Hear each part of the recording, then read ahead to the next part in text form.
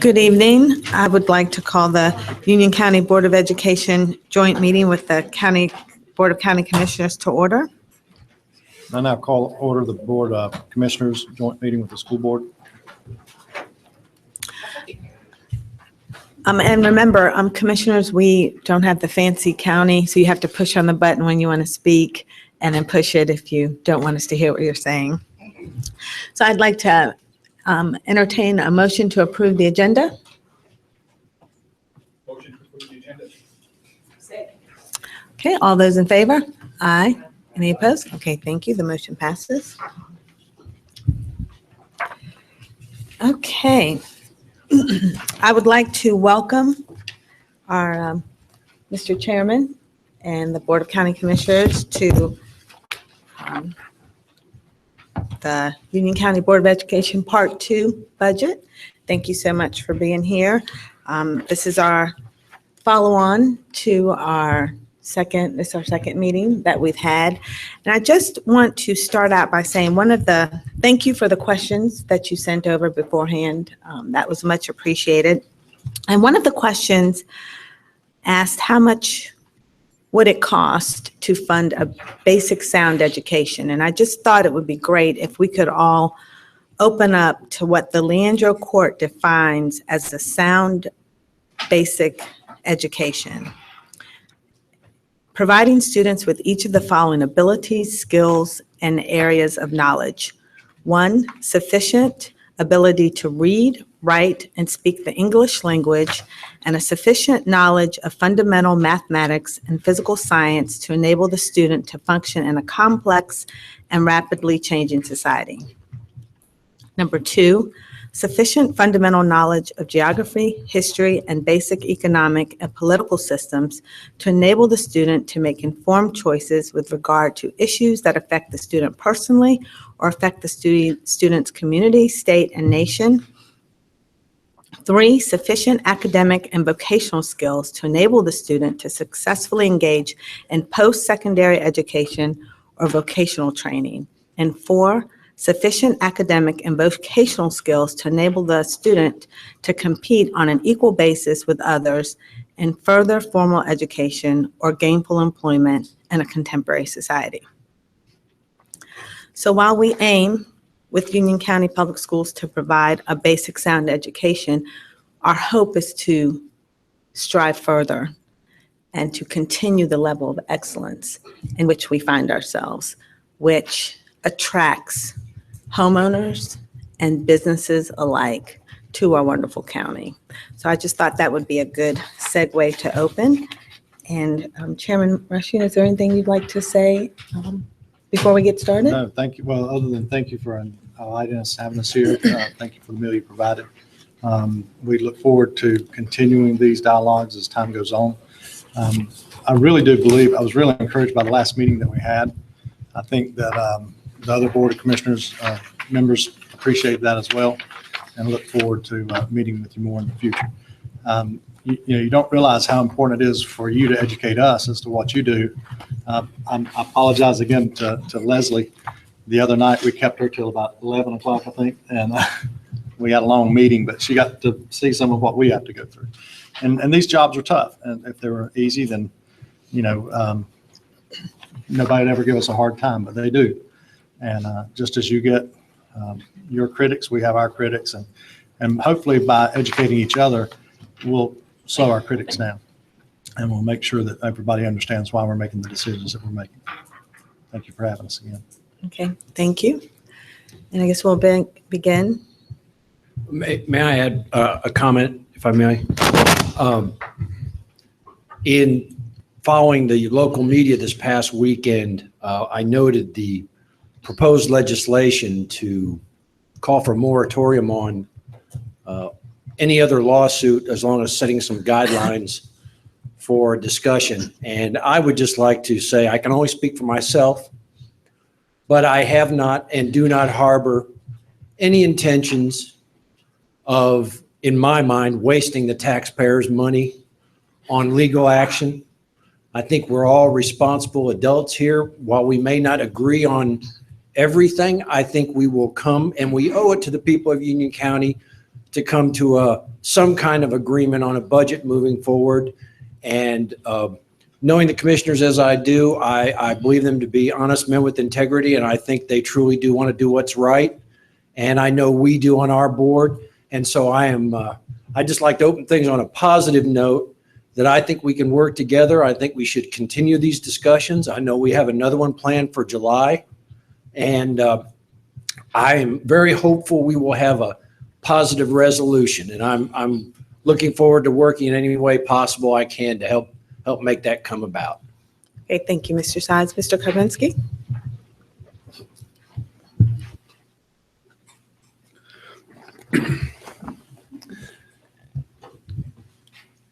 Thank you, Ms. Boyd, Chairman Rushing. Thank you very much for the opportunity to meet again, and thank you very much for all the questions. There were a lot of questions, and we're going to try to address them. Some of them were duplicates, some were already answered at the meeting, but I think we have a presentation that is going to answer most of the questions. May miss some, so we want to make sure you have an opportunity to do so. As you know, we had this slide up before. The only change is the underline. All students to succeed. And I'll go through. So, of course, do the citizens of Union County want their school system to continue to improve? If so, there's an ad here. Last time you saw it, it said adequate funding and support are essential. Well, now we're getting to the local part of it. The local part of it is just a piece of the total part of our current expense budget, and it is becoming more and more important as state funding actually will be decreasing in some aspects as well. Okay. What I'd like to do, if we could, after I present what I'm going to present about any of these slides, I'd like to give the Board of Education an opportunity to chime in if they'd like to. And then after that, I'd like to go slide by slide and answer any questions that the commissioners may have as well, or staff. This is a slide that's difficult to read. Well, I can see it here, but I'm pretty close to it. But essentially, the question that we dealt with was, and I hope we explained it well enough last Monday night, we said that these school systems are top performing school systems in the state of North Carolina.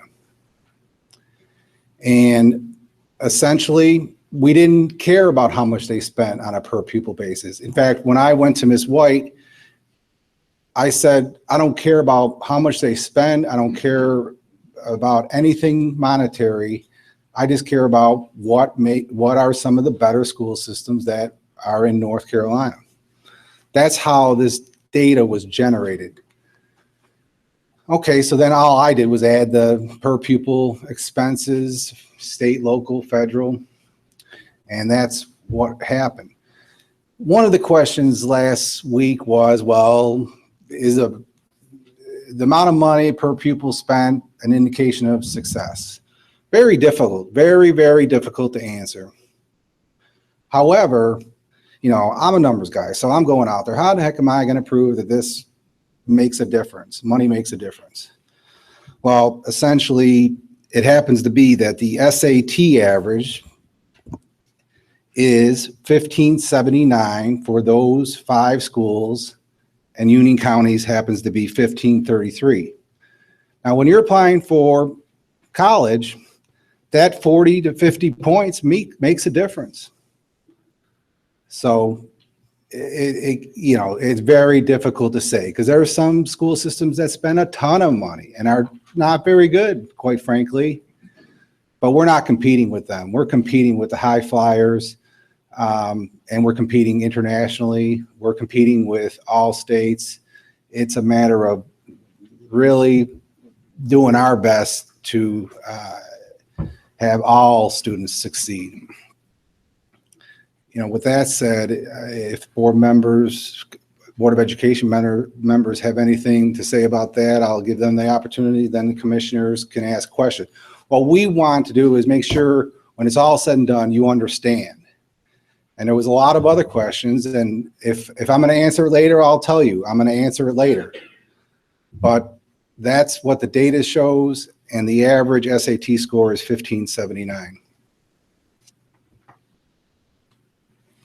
Any comments or questions?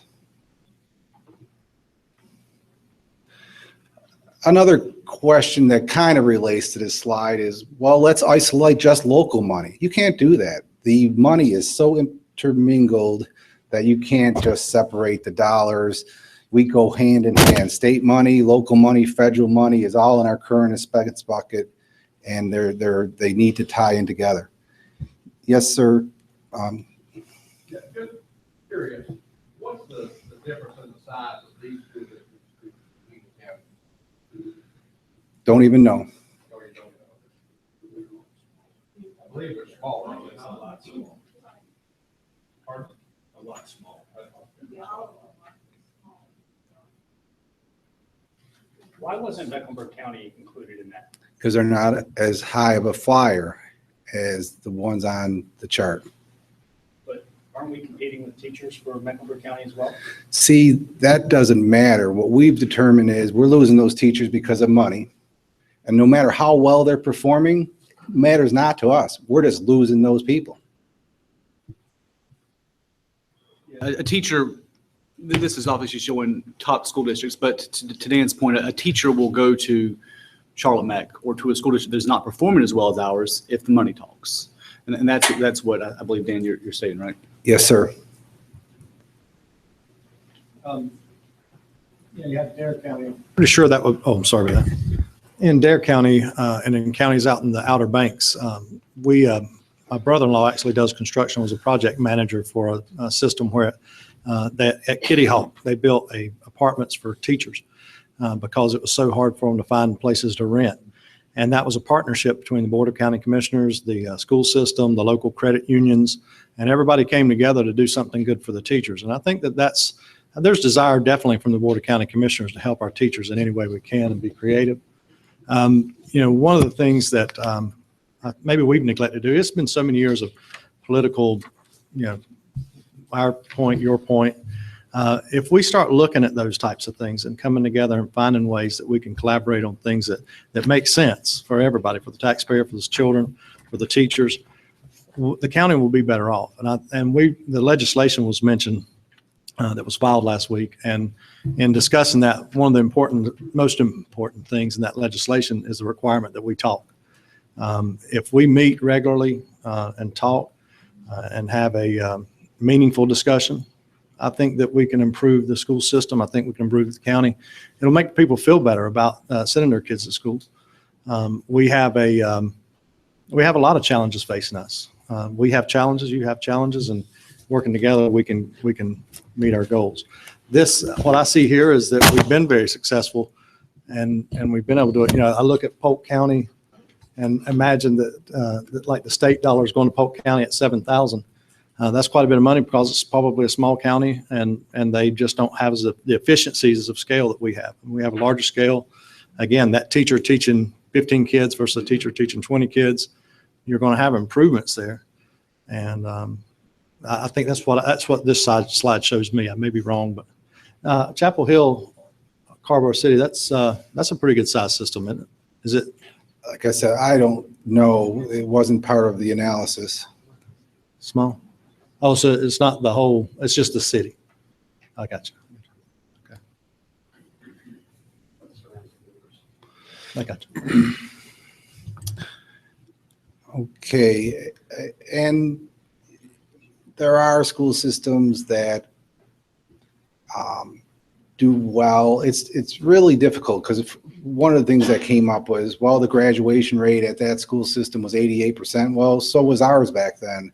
I think a lot of school systems have made progress with the graduation rates. When you go out there, you have to really look at data and your data mining. And I just threw out SATs for just one piece of data, but there's a lot of ways to determine whether school systems are successful. And some of it you can't even put on a piece of paper why they're successful. I think one of the reasons we've been successful is we've been giving our principals, our schools, flexibility. Essentially, we give them central allotments and we say, here, you know best how to manage your school. So flexibility is key to any plan in making something successful. What works in one school does not work in another school. So there's a lot of factors that build into why these school systems might be successful. We're just happy to be one of them, but there are other successful school systems. But the benchmark to compare to others is a difficult find out there with all the data.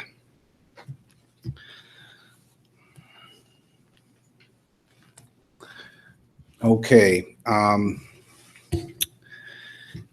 Getting back into this 2016, 2017, same slide, nothing changed. Essentially, it shows the percentages that you all just saw.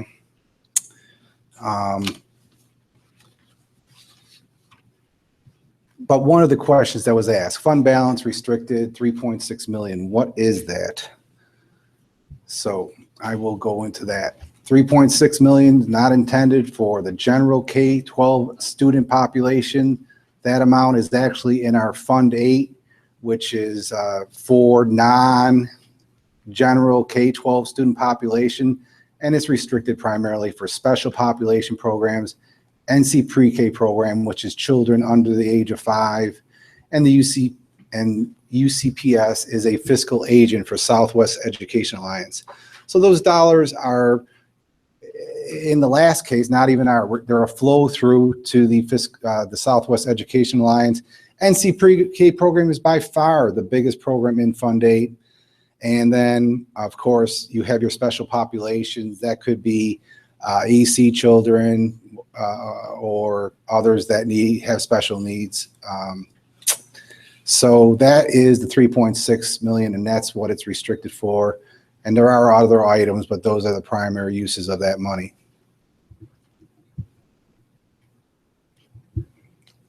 Any questions for the Board of Commissioners?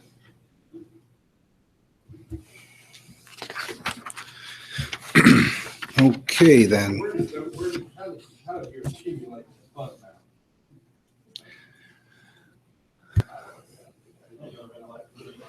balance? Oh, okay. My apologies.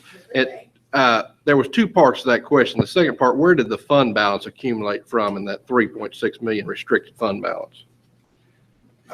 Essentially, it's from previous year's operations, and some of these programs have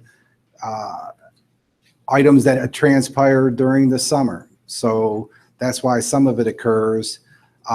Fiscal agent for Southwest, we're just that. We have the money in our records. It's a flow through, pass through. So it depends on how fast they spend it.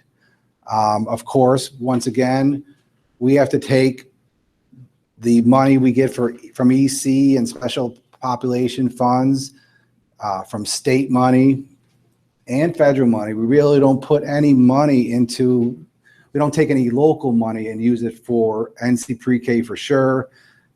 Special population services, very limited on the local budget. So you're almost replacing the Fund 8 dollars with possibly local dollars in the past, but these programs don't have Fund 2 dollars going into them for the most part. So it came from the state. So it comes from the state, NC Pre-K money is state. The Southwest Education Alliance money comes from other LEAs that get together to plan together. And then special population programs, we get it from Medicaid, Medicare reimbursements. So that's a state reimbursement type scenario and restricted for that use.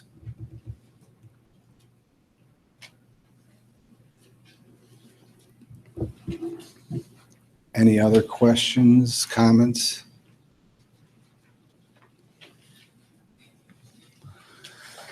Okay, we talked about the revenues, and then we have, of course, the expenditures. And this, I think the main point here again is you can't just take local money out of this. You see 76, almost 77% goes into instructional programs, charter school payments, nearly 2%, non-program charges. That's some of the carryover that happens in the federal programs. Community services, obviously just a slight slice of the pie, and supporting services are your utilities, maintenance, transportation, and things of that nature. It's a huge operation happening daily to get kids to school, making sure they're safe on our campuses, making sure those buildings are maintained properly. And you can't just say, well, let's pull that 107 million out of that 360 million and think about it in a vacuum. Won't happen. We use those funds as they flow together in every environment when you talk about current expense. Comments, other questions?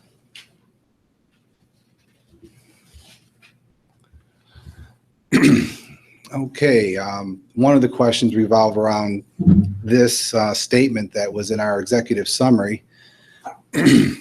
Union County Public Schools is continually prioritizing student needs, making transfers and adjustments, trying to find funds for new and expanded initiatives from savings in other areas while making the most efficient use of tax dollars. We do this constantly. I'll have companies come in and review, making sure that we're not making duplicate payments in our invoices. Just this past year, we had somebody look at nearly $9 million or thereabout of utility bills. They found $27,000. Oh, of course, we split it with them, so be it. But we have others come in and look at what we're doing to make sure the company's not billing us too much. We're constantly making sure that our operations are sound. So trying is the key word. We've squeezed the quarter really hard, and we know the saying of that. And we've just went to the task of making sure we've been using the most efficient use of our taxpayer dollars, buying in bulk. Buying in bulk over the years has saved us tons of money. But once you've realized those savings, they're ingrained in what you do. And there's no more to be had. You've squeezed every dime, every penny. You've looked at everything. Yes, we're efficient in that way. No question about it. But all the efficiencies that we could gain in the future aren't going to amount to too much on the operations side of the house. And it's certainly not going to work on new and expanded programs or initiatives. But what we'll do is we'll look at programs and say, is that program doing well? Is that program worth continuing?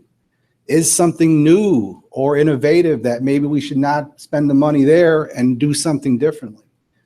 Dr. Jones and his staff are constantly looking at the best teaching techniques, the best staff development techniques, always looking, and that's when you'll see sometimes new initiatives, but you reduce or get rid of an old initiative. So that's what we're talking about, always looking at what we're doing. Why do we do it? Is it effective? Comments? Questions? I think one, and going through the seminar where they showed us what you have to go through and about moving money and how it's done within the school system, it shocked me again how much you can move. And I've had conversations, I think, with you, Dan, and others that explained that just like positions, how do you pay for positions and how do you fund positions, and trying to maximize that local dollar to go where it's needed, not to just the highest paid positions, or actually working with the state to do that. But, just the reality of it is, and this is something that we've all talked about or thought about, just like the computers, the one-to-one initiative. I think maybe in 2009, it was presented to the board, and the board didn't go with it at that time. And then year after year, it was implemented. I don't think there was any request. I may be wrong. Am I wrong about that? Were there any requests for the one-to-one initiative in the budget? No, sir. Of course, the governor and the state legislator implemented the rules to get up to speed with digital learning. So they chipped in some. You all saw the charts that I sent you in the email, I believe, week and a half ago now, Friday. Matter of taking a look at what the state's funding. We don't know what the state's going to fund next year for technology, let alone 5 years from now. So planning 5 years out in our world is very difficult when you have no clue what you're going to get next year, let alone what you're going to get 5 years from now. And I think that's the frustration from, at least for me, would be that, not knowing what's coming, not knowing what the future holds. We hear rumors, but there's really no discussion with our boards that, we're going to have to find the dollars too. To fund some of this. And, where I look at that, and I believe that, that's great that those kids are being able to use the computers, learn to use the computers.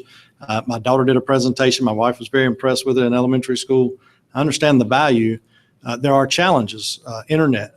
We've asked our staff to look into grants for rural internet and broadband availability because we have many students on our side of the county that don't have access to wireless or don't have access to any internet. How are they to compete with their classmates that do? So that's an important challenge and that's an expense that we may have to incur. And hopefully we can find the money to do that. But we need to be discussing those things and seeing how we can help on our side. And we need to know how much you're spending and doing, allowing the kids maybe to use their own technology to save money for the taxpayers. There's several kids that have computers and could use them.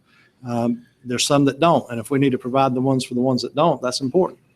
But at the same time, do we have to overspend? And the fact that the Board of Commissioners wasn't included really since, I guess, 2009 on that is a sore spot maybe. And if we needed the help for that, we would have asked for that. And we may need to look at needing help in the future.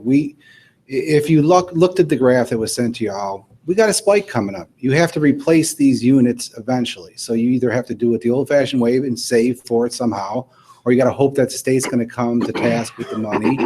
But when it comes down to it, other things might take prioritization or priority in the budget, and all of a sudden we won't have enough to do that next refresh.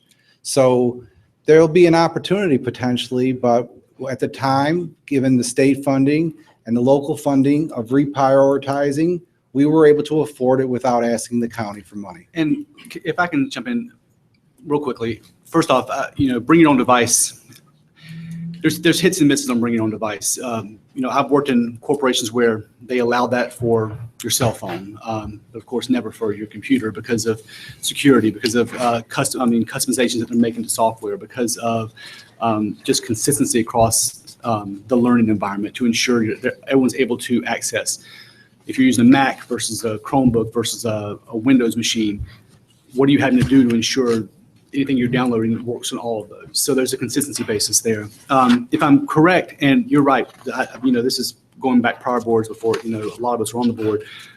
I believe UCPS did come and ask originally for the funds. Am I correct? And then we originally asked for a partnership. We on the did, one-to-one. and I recall the amount being something like But then you're right. 700,000. Nobody, since then, we just, found it where we could, scrape it together. And I appreciate what you're saying, but at the same time, how many systems are, first of all, we're a leader in this. Disagree? We're a leader in this. So we're ahead of everybody else, just about, but there are some. Are there any other systems considering using their own devices or doing that right now? Well, there might also be, and Ms. Morris and Dr. Jones, please correct me if I'm wrong, but when we purchase textbooks to go on our students' computer, I don't know if there's going to be any type of liability or copyright infringements that would come up on it if it was personally owned versus owned by the UCPS. And so I think that would be an issue with that. Are we? I think the premise is, I think what you're getting is that we need to come together and be collaborative and figure out ways. I don't think this necessarily this meeting is to find all those ways. I think what you're saying is we need to come together make sure that we include anything that we need in our budget. 2009 is in the past, we're 2016. And- Whatever we need, we will come to you, and then we'll also work and collaborate on ways to be efficient. Because we see, what I see is that there was some discussion of operational budgets being used to offset some of the cost. But yet with that operational budget, what are we not funding? What are we missing? What are we, do we have to come back and do it later on? Because we have to look at that with fire departments. We have to look at that with other county departments. If we're not funding it now, the bill's going to come due sooner or later. So, how do we do it to be the most effective in cost for the taxpayers? How do we do it, like you're saying, with digital textbooks? And I didn't know that we were purchasing. I've heard different stories that we were not purchasing digital text. I've heard we're purchasing digital text. As a parent, excuse me for 1 second, take off the commissioner hat, put the parent hat on.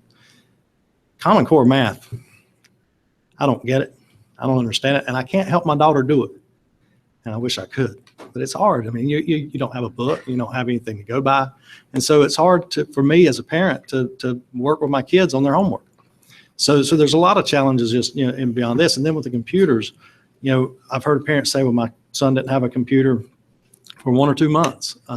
They had to do without. I mean, I've heard many stories of that, not just 1 or 2. There was a problem with getting parts. And these are, listen, we have our issues and problems too. We understand those. We understand the challenges. But as being a partner in that, and as being somebody who understands why things are being done, that's going to help us and future boards of commissioners realize the challenges you're facing. So when we come into these budget times, we've already done this. We understand that when we get past it. But the fact that the operational money was taken and from each school, I'm wondering what we're missing. I'm wondering what other opportunities we had to use that money for. Well, we engaged our principals. We said we have to take on this big challenge. The state's only going to help so much. So we talked to our principals and said, is this worth diving into? We then took some of their instructional material and supply money to make it go towards this effort. So when we fund them, we give them central allotments, they were willing to give up dollars to make this happen. And I'm glad you reminded me about the asks that we did. We asked for, I believe, $700,000 and change, and you all said no. So that was the beginning of the process that, okay, well, if the county commissioners aren't going to fund it and the state's mandating this, then we have to move forward and do it on our own and look for ways to save money to make it happen. And I would say this board did not say no, right? No, and that's Past true, boards, but at the time, no, that's important. that is to note. important.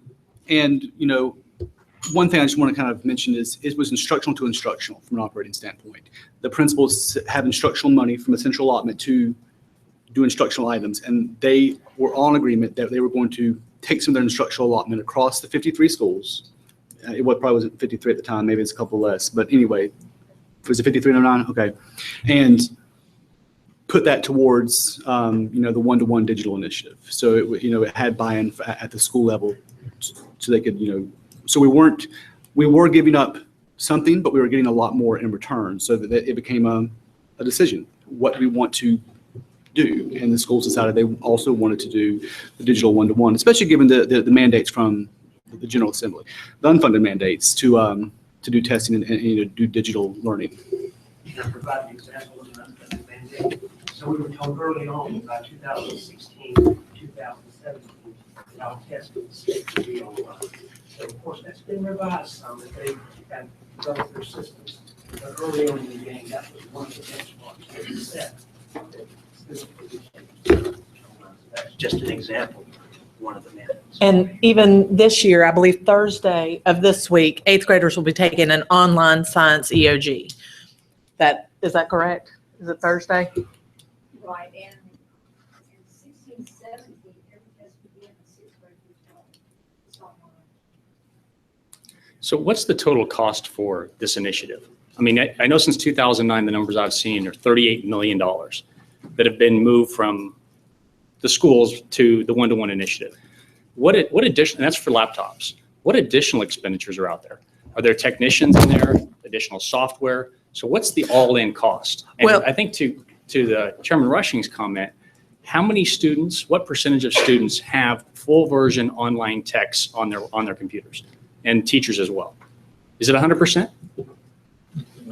We don't have 100% online text for everything.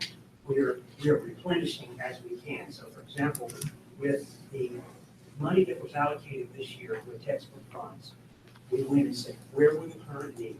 So when we first went to high school, there was a need for replenishing biology texts. We were able to purchase classroom sets as well as online access and do it for the next 10 years. We then have gone to middle school. We've heard that mathematics is a need there. We invested some last year with mathematics in elementary. Now we're looking at the elementary area regarding what funds are left to be able to do that. So we're adding as we go. But since 2008, the state has not done a replenishment of textbooks by a subject per student. That changed. The funding has increased. We went several years that we did not have the funding, and we would purchase class sets or do what we could. But now you're able to do more with online because a lot of the textbook vendors have that. But after $38 million in expenditures for laptops, what percentage of the students and what percent of the teachers have full online version of their texts or paper textbooks that are current that they can use? Because if the money's been shifted, don't they have a resource or they need that resource to teach? That's what I'm trying to understand. All that money's been spent. Do they have what they need? Well, and again, what used to be at one time the expense with the unit and the curriculum or the software that you purchased was not as expensive. What we're seeing now is you're finding the device is lowering the cost, but the cost for access to the information is what the biggest charge is.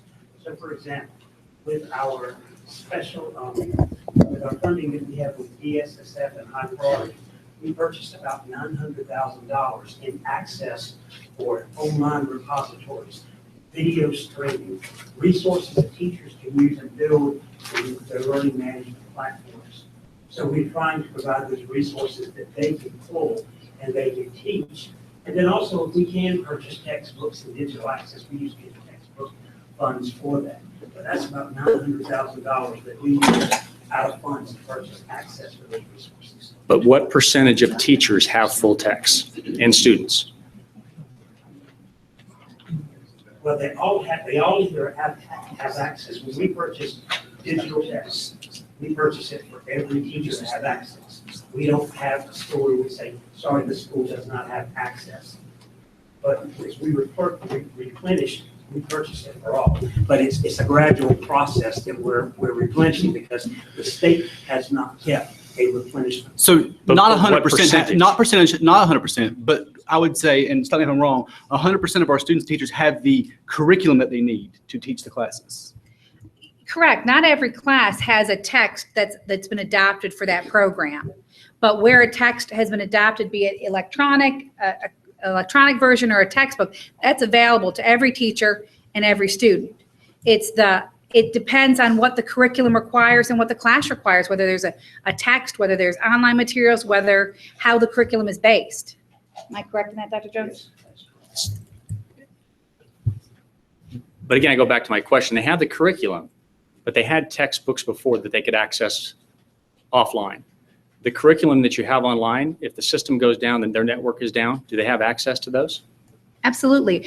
I mean, there seems to be an assumption that before we had computers that everybody had a classroom text. No, there was never a time when courses only had text or all courses had text. There was always a variety of materials that teachers used, whether they were pre-computer or post-computer. And so they still have access to what they need to teach. If the internet is down, et cetera, we have backup plans for them to provide instruction. There's not a day wasted because the computer's down. But if they don't have the tools from a textbook standpoint, are we even back to the level that we were before you implemented the one-to-one initiative for them having the textbook or the resources that are available? And some of the curriculum that I've been told from teachers, it's freeware. It's stuff that they find online that some of it's good, some of it's not good. It's not consistent across teachers. I mean, that's the concern that I'm getting from teachers. That it is not consistent. And because there is not that consistency, you're getting these different levels of instruction, not just from the teacher's experience, but just from access to the information and the materials. Well, we provide curriculum specialists provide the maps and the resources for the instruction. They design the units. They design the resources that go with the objectives, because now we have to teach by objective, of course. So we have the objectives that we instruct, but with those resources that we purchase, we may have a repository, like Curio at the high school is a repository which teachers can pull specifically resources, and some of that may access free, but it actually goes in and designs the lesson and provides the resources. But our specialists actually with the learning management system give them the lessons and the resources. And we talk with teachers. Those have been written by several of our teachers, and we gain feedback on how we can change. Just constantly scrubbing the materials. And you're exactly right. If there's a resource we see that's out there that's used, that's not, that we're hearing teachers that's not appropriate, or they feel it's not effective, many times we'll pull that out of the repository, but we have specialists that work to support teachers with that. You asked about, are we at the point we were before? In middle school, our science adoption, the last time we did a science adoption in middle school was around 2002, 2003. The state provided a book for every child.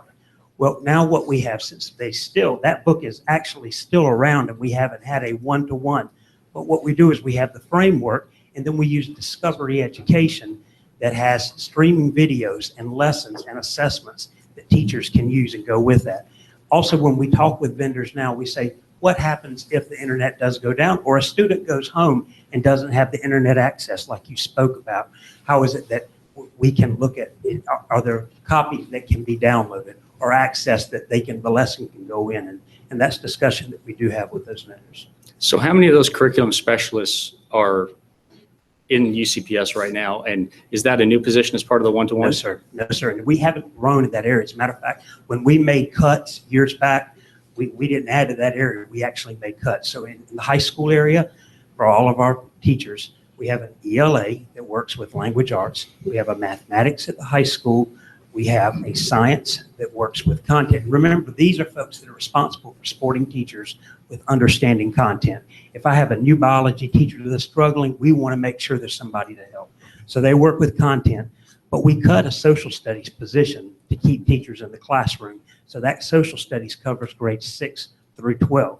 At the middle school, we have a mathematics, we have a language arts, we have a social science, and again, social studies shares. At the elementary level, where you're working with lots of level text and different objectives, those students, those teachers may have one for every 2 to 3 schools. And they're going in and planning, working with teachers, showing them the resources, helping them plan and develop lessons. At one time, it was about curriculum and instruction, and then assessment came in. But really, in 21st century now, it's also how we organize the resources, because teachers are teaching and pulling lots of different resources. So if we focus on the high school, let's go back to all the laptops are there. I assume every student now at the start of the year in the 15-16 school year, all of them in high school had laptops? Yes, sir. Did every student in UCPS have a laptop that was supposed to have one? Every student at UCPS should have been assigned a laptop, yes or no. I can't answer.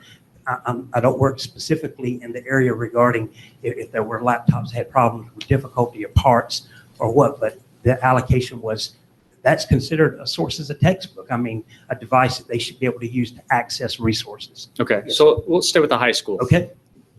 Does every high school student and teacher have the text that they need, or the online text that they've had before? Are they at the same level from a text standpoint, same percentage adoption that they had before the one-to-one? At the high school level, yes, first of all, if digital is available. And again, we're replenishing that as we went. So last year, there was a revision in American History 1 and 2. We purchased the classroom sets that were available. Digital text also came, a digital copy came with that. When we did the revision in mathematics, instead of doing, and the state changed from algebra to geometry to algebra 2, where you have math 1, math 2, math 3. We took what funds were available and we purchased classroom sets, but there was also digital access that students had that were available, as well as resources, because teachers said they wanted to have access to the ancillary materials as well. And those are full versions? Full versions, yes, sir. And so I'll ask the same question for the middle school. Every student and every teacher have the text that they need, or the online text that they had prior to the one-to-one? Every teacher prior to the one-to-one, they don't have every refurbished text. Some of them are using the older resources because the state didn't provide. But we went to this year and said, what was the need? And they're saying mathematics. So we're making purchases of a textbook now in mathematics. And there is, by the way, a text they have, we purchased a few years back, and teachers, 96% of them wanted that. They've said with changing standards, we need something that's better. So we are right now vetting the books, and we will be purchasing a math book for the students. They'll also have a digital copy because that comes with it now. In science and social studies, those will be the next ones that we add for all students. They have access, though, to the resources that come with the lessons, like I talked about discovery education. Or in social studies, they use DBQs, which are writing and resources that we have that can supplement and support the lessons. So, and there are older texts that we still have. Now, there are some teachers that say, I don't need the older text now. I don't need, but the bottom line is they have to support the student with resources. But the middle school would be where that cutoff is, where we're not quite to where we were. We are stronger in high school. And, you know, high school, of course, sir, has the more specialized content. You're going to need, when you're going into biology in high school, you really need that strong text. Middle school, we're getting there. Elementary, since the early 90s, we moved away from an anthology and we're working with individual level text where you're growing students on an ongoing basis. Math is where we're working. We did purchase some math materials and resources last year, and math is the area that we're looking. So we're moving to elementary.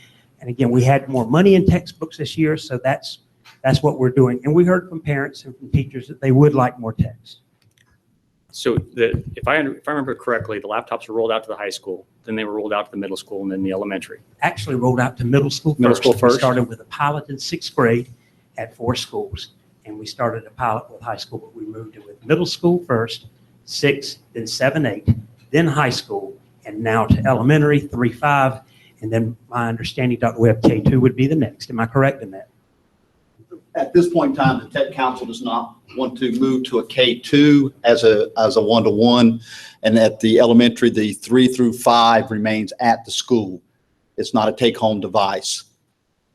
So I guess my question then would be, if we started at the middle school, why don't they have the full versions? Why aren't they fully set up for with the curriculum and the text, the online access that they need? If that's where they started, why? They are. The middle school is set up with online accesses to resources. They're set up with the curriculum that teachers may have used in what they call their learning management system. It used to be Moodle. It's now Canvas. Teachers have built lessons and they have resources and pulling in. What they don't have is the traditional textbook for every subject. We're trying to replenish those textbooks. They do have the curriculum. They do have the resources, and our students have been scoring fairly well in those areas using those resources. But we're constantly talking with teachers. Another example is there's a program called Compass that we use, and it's diagnostic prescriptive that will take students reading and their subjects and really work with where they are to try to grow them. It has assessments. That is what middle school teachers, they said, wanted to add to the curriculum, but it's not a traditional textbook. But we're 7 years into this. Yes, sir. And they still don't have everything that they need, correct? They have everything they need to teach. They do. Well, you just said they don't have the textbooks that They don't have the traditional textbook. There's not a traditional science book for every child, a traditional social studies book for every child, a traditional math, and a traditional language arts the way that it was. We haven't been funded. The state no longer supplies that for every student. Lance. Where back years ago, they used to say, this is the year that we're going to replenish every math book for a middle school student. And the state had it on a rotating basis. They no longer do that. They have the resources and the materials to teach the lessons and for the students to be engaged. And they're using that with their digital resources. If I can interrupt 1 second, and let me ask a question, because I think it's to what you're saying. And I have teachers, as you can tell, we have teachers that talk to us. They're our constituents too, and they come to us and they share concerns with us. And one concern that I've heard is the copyright laws. They're very concerned that they're taking things off the internet. They're taking things outside of the system and developing their class, which, you know, it's wonderful if it's good material, but they're concerned that if they're ever sued over copyright infringement, the feeling they get from the system seems to be that this is the law, apply it.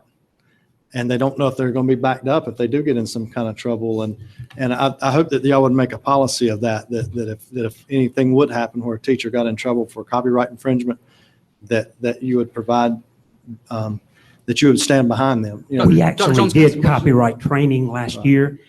Ms. Morris and her team, we educated all principals. We created modules that teachers participate in to understand what copyright is. It certainly is a concern of ours. When we purchase the licenses, that covers, it's like anything else.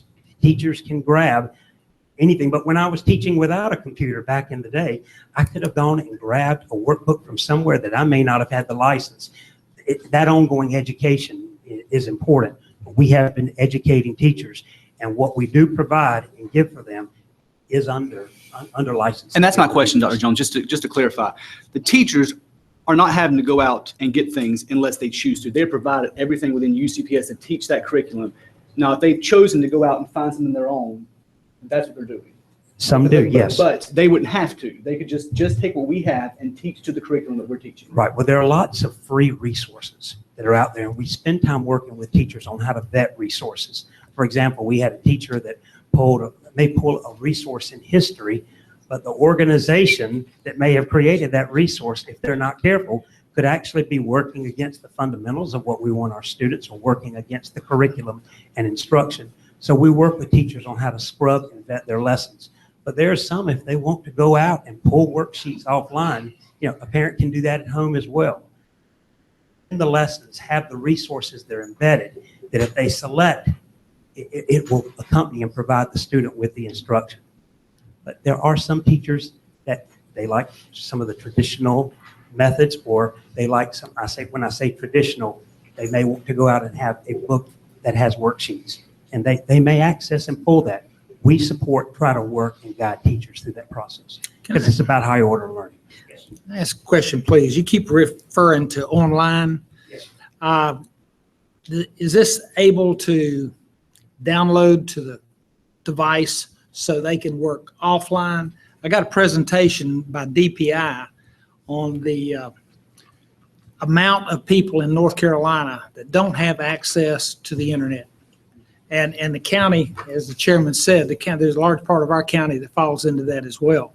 So my question is if you got a student going home, can they have that material on their Chromebook that allows them to study even though they don't have access, or is that the teachers work with the students on that. Not every resource that we have may have an offline component. When we talk and we look for those, we ask for that.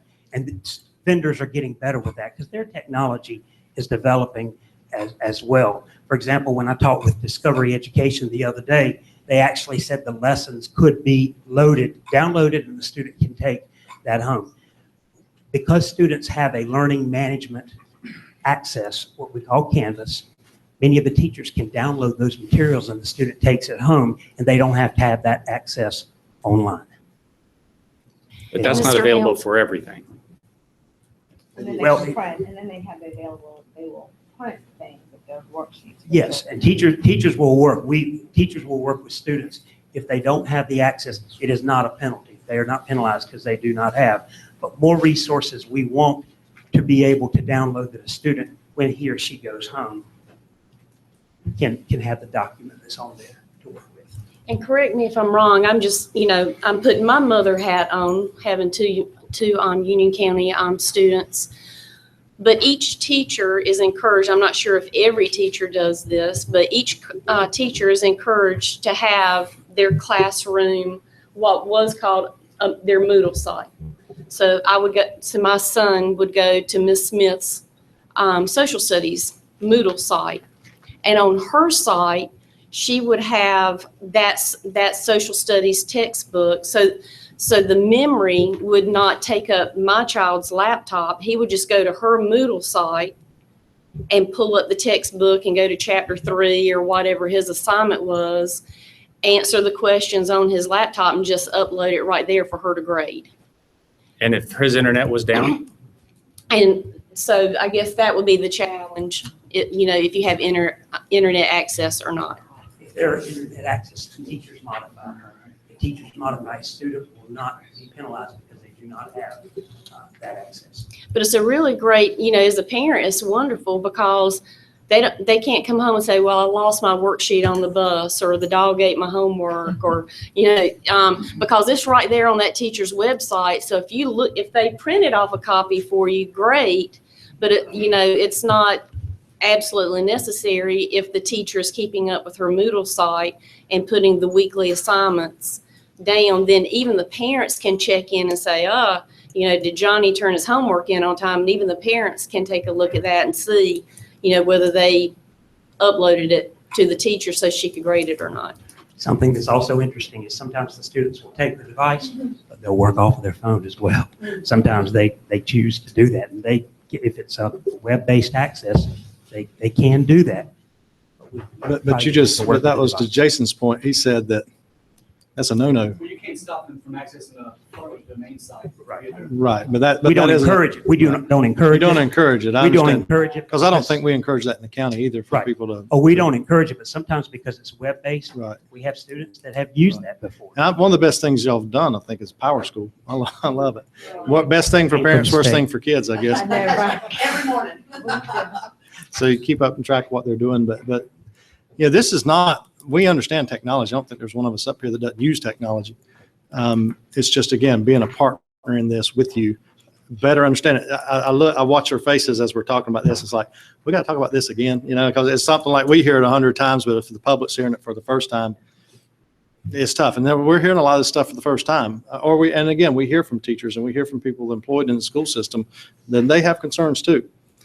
So any other questions on that, Frank? How many technicians have we had to add to the staff to support this initiative?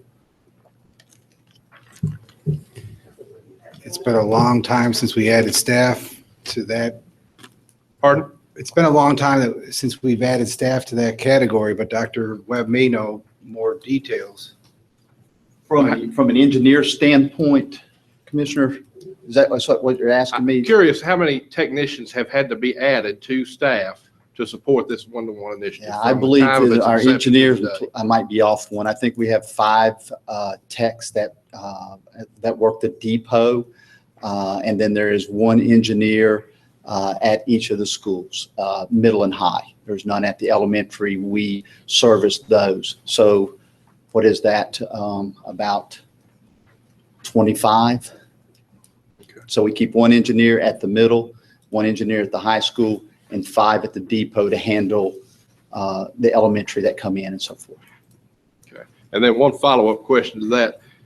You mentioned, Dan, that you're constantly reviewing your initiatives and looking at what you're doing, and some things work and some things don't. I guess just out of curiosity, do we have any other large initiatives that we're planning that maybe we need to be made aware of?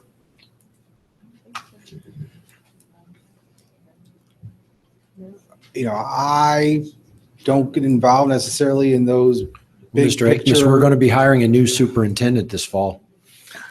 Well, I suspect you will. No, but That's about it. Yeah, we don't have any. We don't have any new big instructional initiatives. We're continuing to, work on our academies and our programming, but we don't have any big new initiatives pending. Yeah, and I think that the Sun Valley campus would be an example of something that we think would actually make a great difference in this county's instructional program. Okay. Okay, so $38 million sounds like a lot of money. I don't really know where Mr. Lance got that total. I think the number I come up with about 21.8 million, sir. And if you talk to the county about their technology budget, you would know that it's expensive to run a technology program. And then $1.8 million is actually made up of state and local money. So the county really hasn't pumped in as much as it might sound like.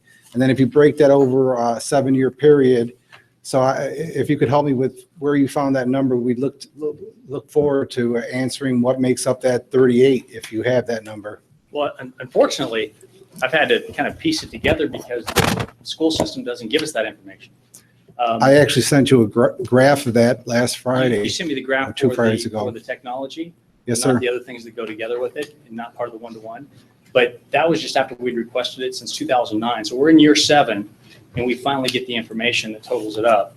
It doesn't include all the other things, including the technicians. So it is difficult when we're talking about whether it's 21 million or it's 38 million that's pulled out of operational. There's no transparency for that. Show me where in your budget I can go back through and see where those laptops are pulled out for the last 5 years, 6 years, 7 years. And we will be happy to do that at a later date. I think that's what it comes down to. We have the answers to a whole lot of questions. You gave us a lot of questions, and we're willing to give you answers to anything you have to ask. So that's the key to this relationship, is to have a back and forth and making sure that you understand what challenges we have and how we go about trying to fund them if we don't get it from federal or state sources and or local sources. I do, but if I don't see what the numbers are each year, it's very tough for us to gauge what the needs are if we can't see where it's going. In the budget this year, I see the 2016 budget, but I don't see where some of the backup documents are on where you're justifying some of this information. You know, I'll use something very simple. We'll go back to utilities. In last year's budget, you guys asked for another $700,000, and you were pretty forceful about saying that you knew utility costs were going to go up. You needed $763,000. And if I'm looking at it correctly, it went up $120,000. And you're asking for $563,000 this year above and beyond. But I see no documents that kind of give us an idea on where those numbers are coming from.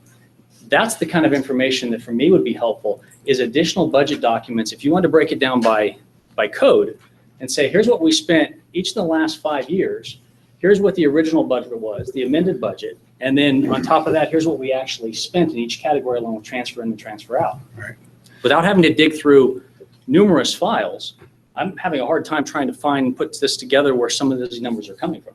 Quite honestly. And that's the nature of the uniform budget format. And essentially, utilities is a perfect example. We don't really know. You know, I don't know what the county's using in their budget to project what utility costs are going up, but you have the coal ash issues going on.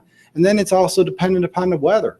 So we had a good year last year because the weather wasn't that bad. We didn't have the AC cranking like crazy. That's the difference in what could happen to a utility budget.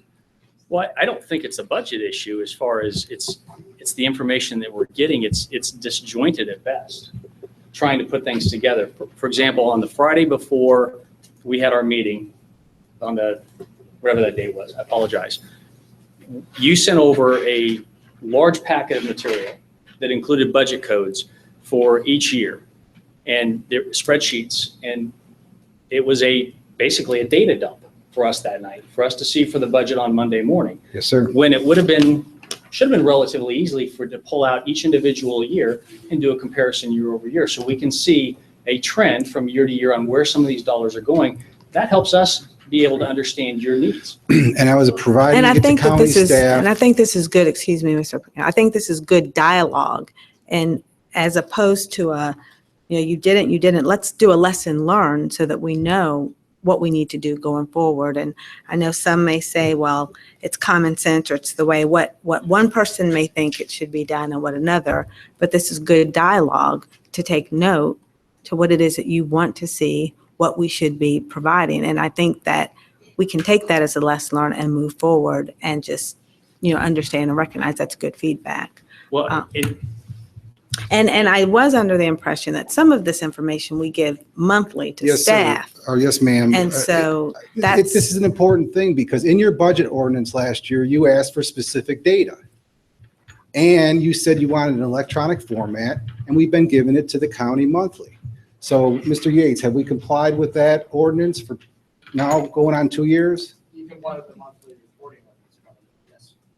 Very good. And how did you ask for it? Did you ask for it in data format? Okay. And I think what Commissioner Simpson's referring to is a resolution passed in February where they asked for specific information related to the budget. And I gave. Not the monthly information Right. request, but the budget request. Right, and that's what we're working for, and that's what we're here And I now provided to it. do. Think about it this way. We don't sit around and have a lot of discussions about your budget. Probably we should have more. look at, written numbers and doing creative ways to cut. At least this board has been very adamant about making sure that we do have what you need. But at the same time, you've heard it and you understand it, and you as a board of adults, if you make good decisions, have voted. And we just need to understand why you voted on this. Because just like when we vote on something, people just want to understand why we make those decisions.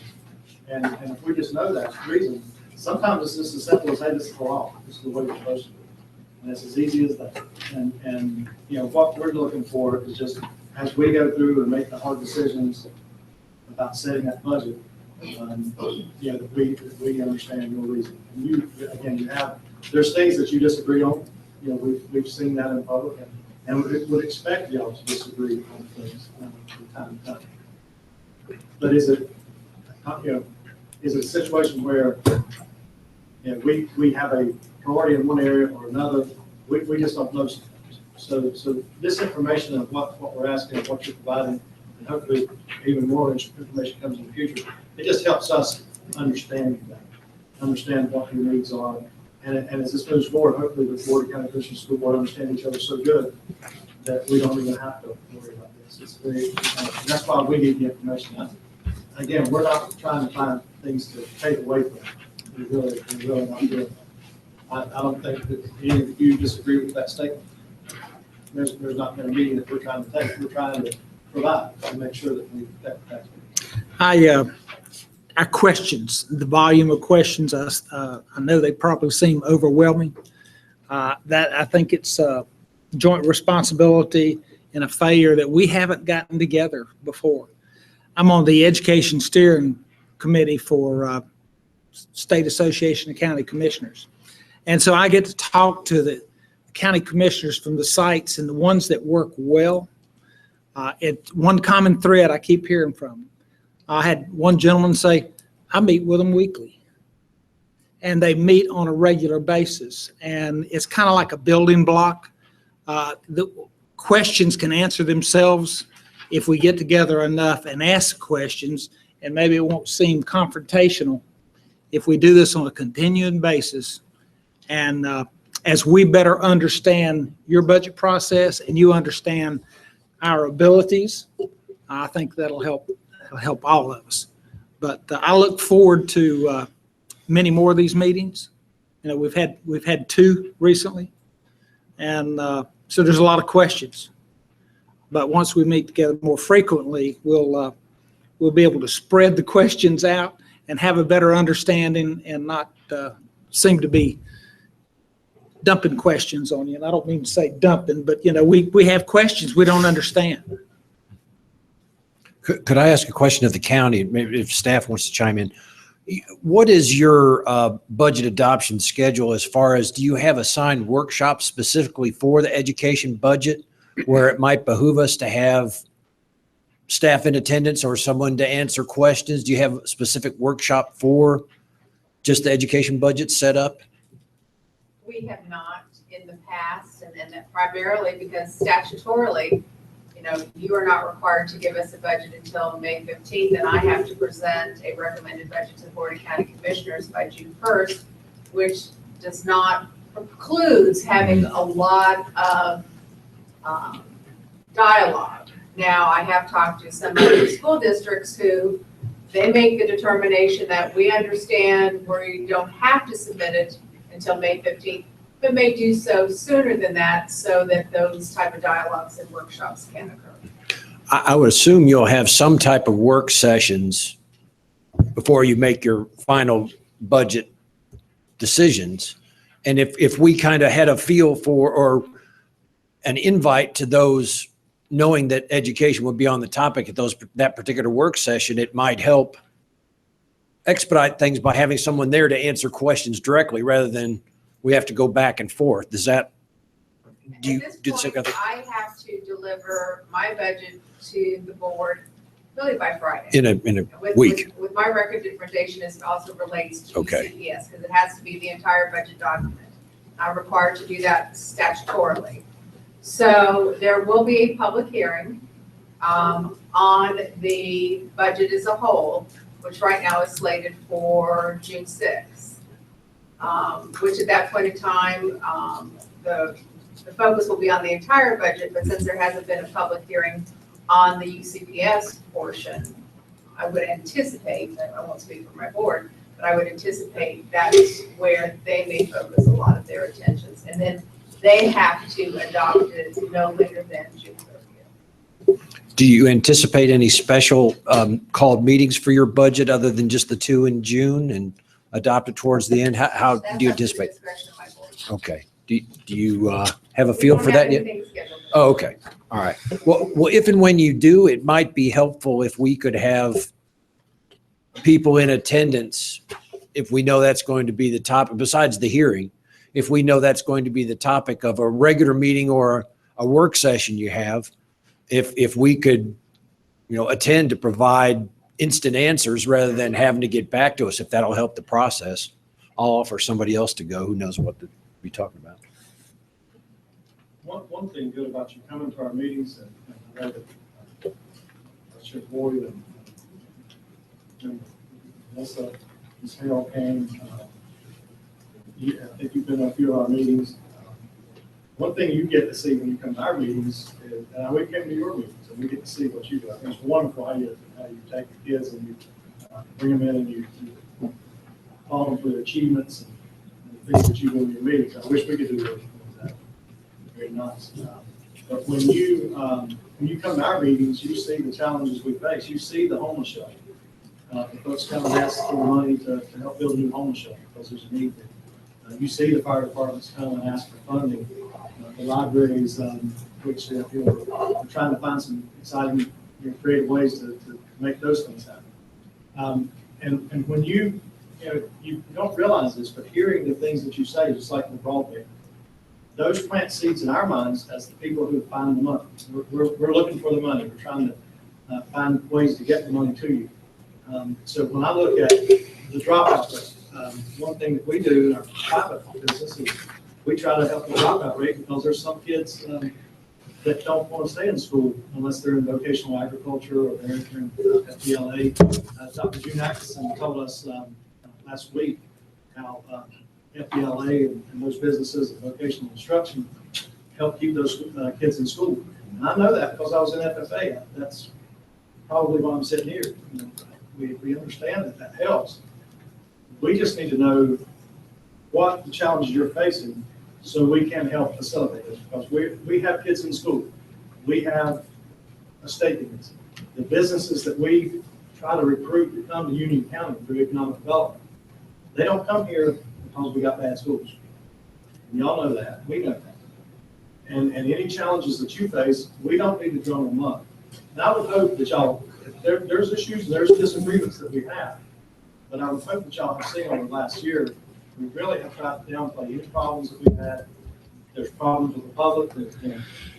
Last time I had the good fortune of not having social media when I was county commissioner, but we got it on both sides. Our challenge is to look past that and what we can do for the kids in this county and the taxpayers in this county. So meeting, having these discussions, knowing what we can do to help find this money, find these grants that we look for, opportunities with community college. We have used the community college and the public schools together. Those are the challenges that we like to get. We like to find money and help you find ways to do what you need to do. But we can't do it if we don't understand what you're doing. And that's what we don't always understand. Hopefully, again, this is the beginning of understanding. And again, bringing this back full circle, there was a lot of discussion tonight around digital text and traditional text. And I just want to make sure that you know that Exhibit G is on the second page of the budget. We're asking $315,000 to help, supplement, because we're not getting the money, from the state to take care of these texts. So I just wanted, to be clear, everything we talked about is that line item Exhibit G. So, if you'll put a star next to that and take a look at it, because we are in a position right now, we're needing biology texts, in the high schools. And I believe that was also for reading and literacy programs. And RAS kids at the elementary level. And so if you would just, definitely take, because we had a lot of discussion about it, but if you would just make a note about Exhibit G and take a good look at that when you're considering the funding for that. Imagine the strength of both boards Mhm. going to the state legislators and saying, we need this fully funded. If you're going to mandate it, we need full funding. The fact that all of us can go do that would mean a lot more than just you doing it or just us doing it. And the more we work together on finding that, because we don't want to have to take local dollars for initiative that they've mandated that we do. We speak louder together than we do apart. And I think that's what the parents see, and the frustration that we're seeing from the parents now is that we, again, are not working to plan better and do better by the children. You're absolutely right. And Dr. Jones talked about how the state did fund textbooks on a grade level or a curriculum level in the past, and now doesn't do it the same way. But with the commitment towards increasing teacher salaries, I hope that will also be a consideration on the state level, that they have not only higher pay, but also the funds for the tools they need. What is your priority? You have, I believe it's $4 million a year for the refresh, is that correct? Approximately. So what is the priority? When we talk about teacher supplements, you have $4 million a year built into the one-to-one initiative. Can some of that money be used to help teachers as well? What I understand, UCPS is far ahead of the rest of the state from an LEA standpoint in adopting the one initiative. So why can't some of that money be used to help teachers? I went through, and I'm trying to look at the numbers to make sure, because I don't understand where some of the teacher supplements are going and why there's not additional supplements available for the teachers. So if we have $4 million, shouldn't that be a priority to take care of the teachers rather than the computers? And that's what we did. We took that. Rather than, you have textbooks. So rather than do a $4 million to replace laptops on an ongoing basis, because UCPS is already far ahead of the rest of the state, correct? Is there any other LEA that is ahead of UCPS from an adoption rate for the one-to-one? I don't know, but the refresh isn't to increase. That's for laptops that are obsolete and age now. So if we don't replace those, then we're taking a step backwards. And then our students, we won't be able to do the online testing. And that's the problem. We have to do the online testing. And if we don't do that and we don't refresh, we can't do that. So how are the other LEAs doing? They're not as far along as UCPS. So how are they accomplishing it when they don't have laptops? And my assumption is that they made a choice and they prioritized teachers ahead of the one-to-one initiative. UCPS went the opposite route, prioritized one-to-one over teachers. And I like to think of it not as one-to-one, but as student instruction. I'm using the term UCPS. But we prioritize students number one. That's how I look at it. I don't know about you. My first job, I didn't use a computer. My second job, I used a desktop. My third job, I'm now using laptops and iPads. We have to continue to move forward with technology to make sure we're instructing our students to the best level, to the top level. I don't like sound basic education. I think we need to be sound advanced education. We need to make sure we are continuing to advance, continuing to move forward, and ensuring that our students are ready to compete, not just in Union County, not just in the Charlotte metro region, not just in North Carolina, but in the U.S. and the world. And that's not going to happen if we continue to talk about why don't they have textbooks.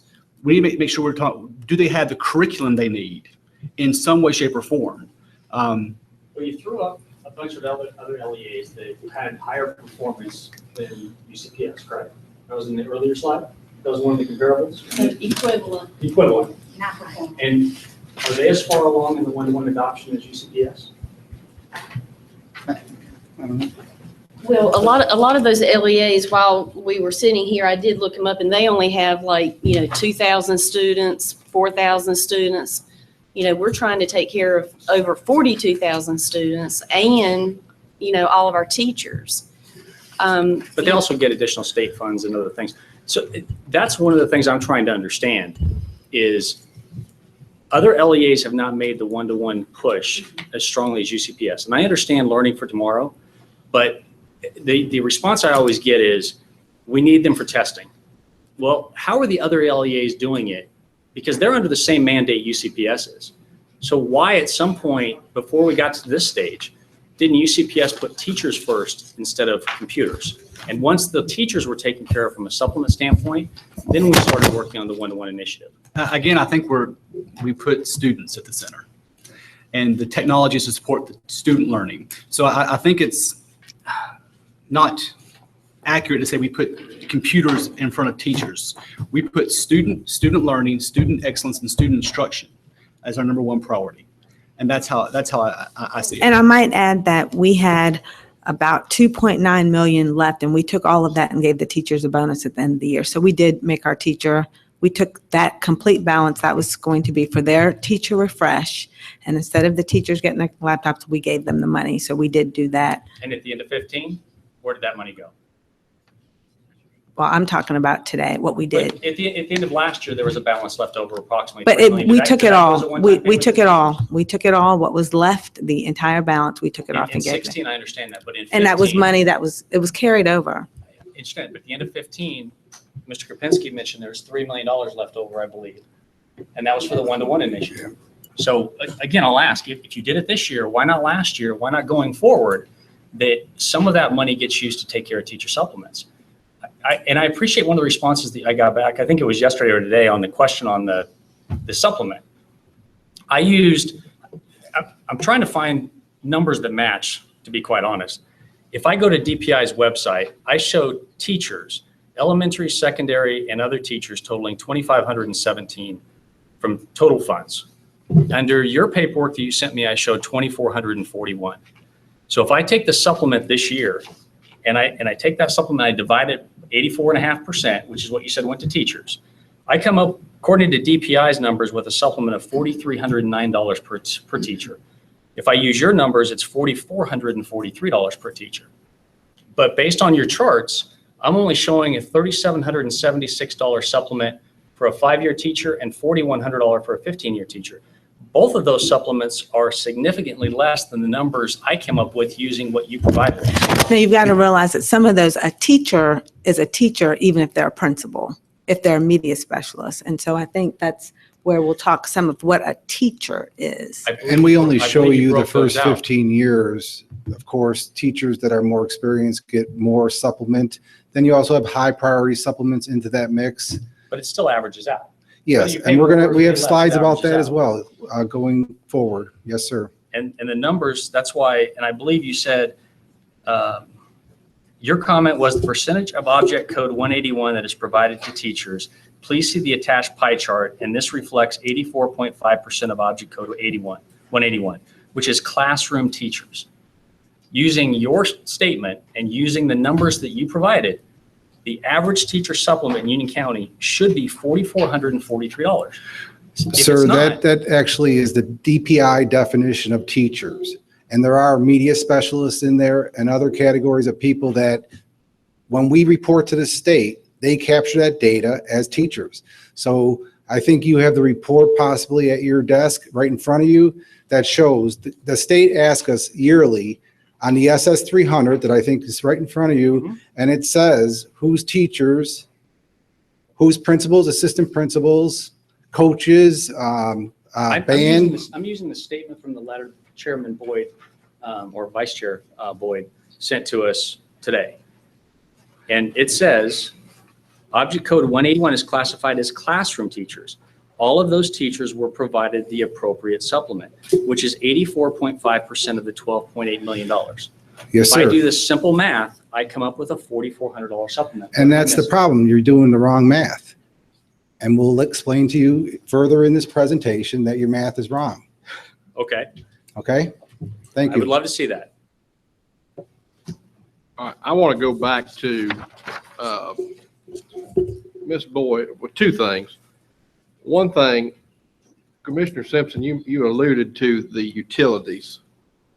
Now, in 2015-16, you said you requested $692,000 for increased utility expense, right?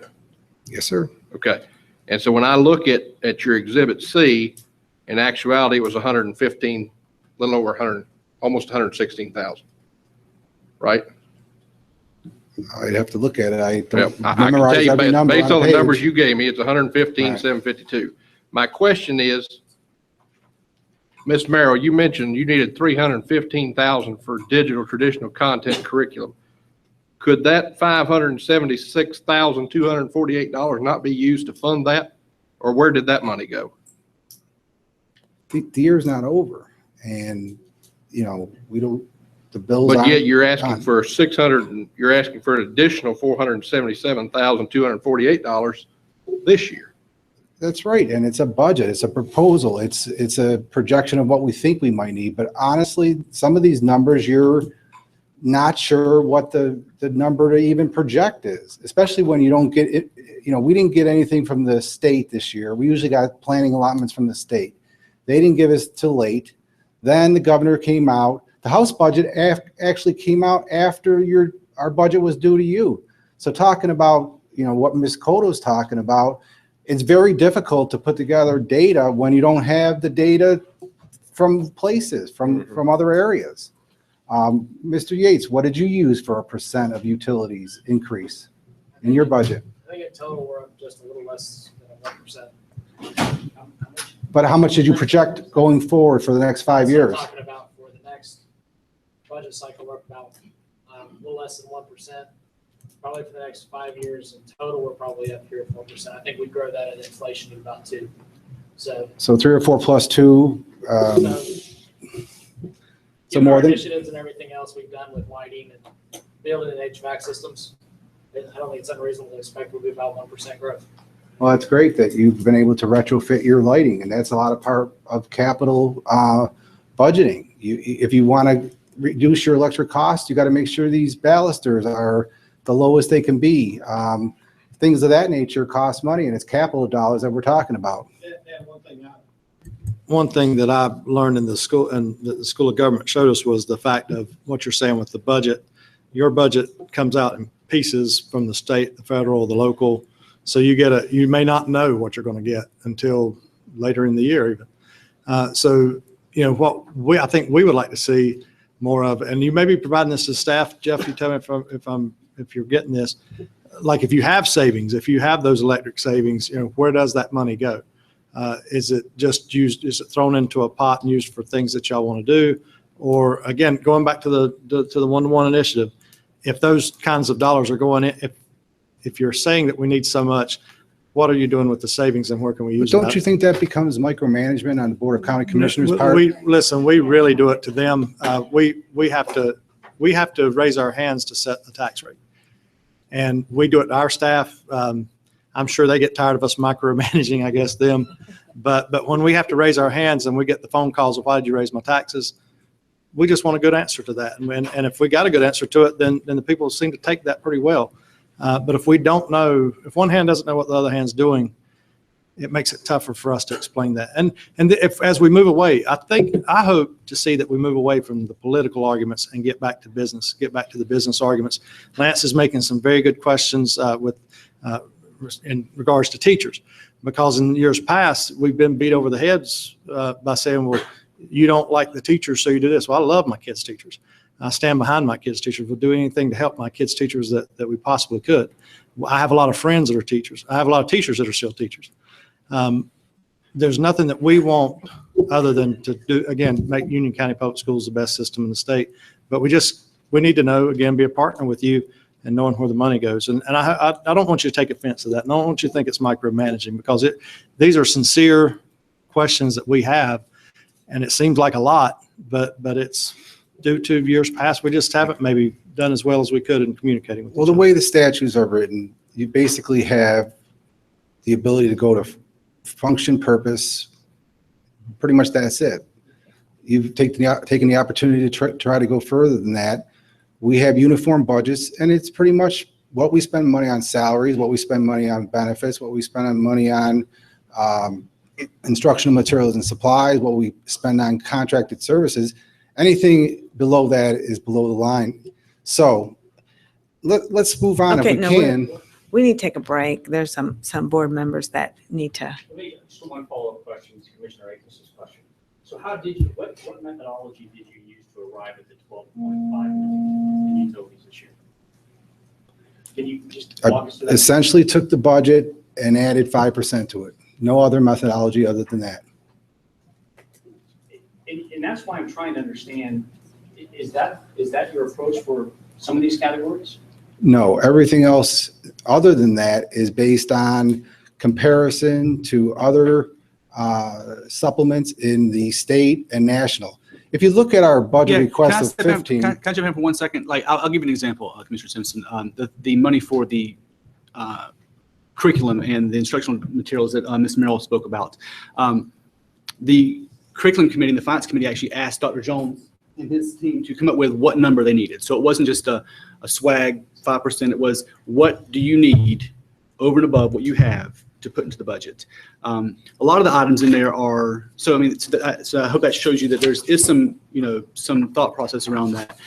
Some of the items. You start with asking, what do you need this year as a need, and then build it from there, rather than what do you need in additional to what you had last year. I mean, the typical budget process is, let's start with the basic need and we build from there. So we start from $0 and we build based on what our needs are, not from here's what I had last year and here's what I want to get next year. That way, if you go back from $0, you have a better understanding of opportunities to reduce costs in one area, or you another. You truly have a good picture of what the budget is, rather than just saying, what additional do you need? Because there may be some savings that you miss doing that. And we wish the state would do that. The state doesn't even do that. They start with their base budget. But we're not the state. We're not the state. The thing is, we're not an entity that has brought up Charlotte Meck. Why don't you do it like Charlotte Meck? Give us information like Charlotte Meck does. They have 10 people in their finance division with the name budget in it. We don't have one with budget in it. Sean and I do it all.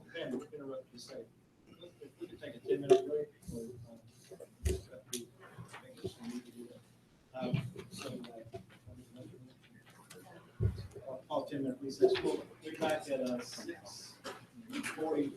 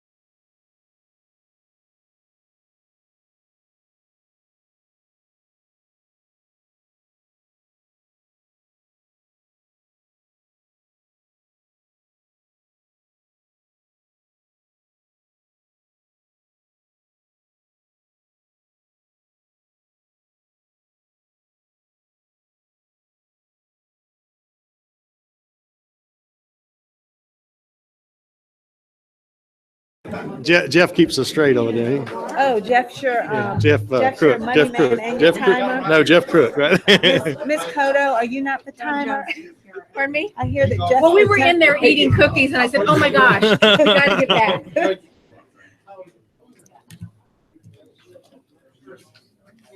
Here, just.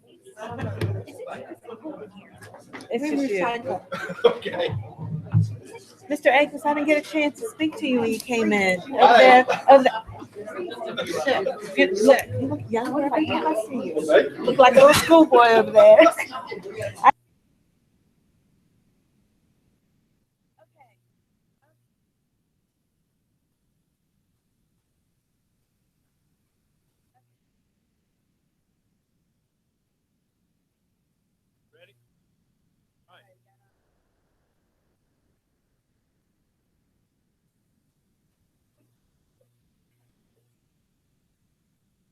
Call the meeting back to order.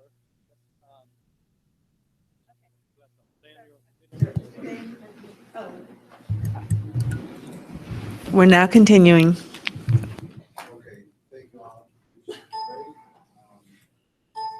Make sure your mic's on, Mr. Kopinski. Is your mic on? There you go.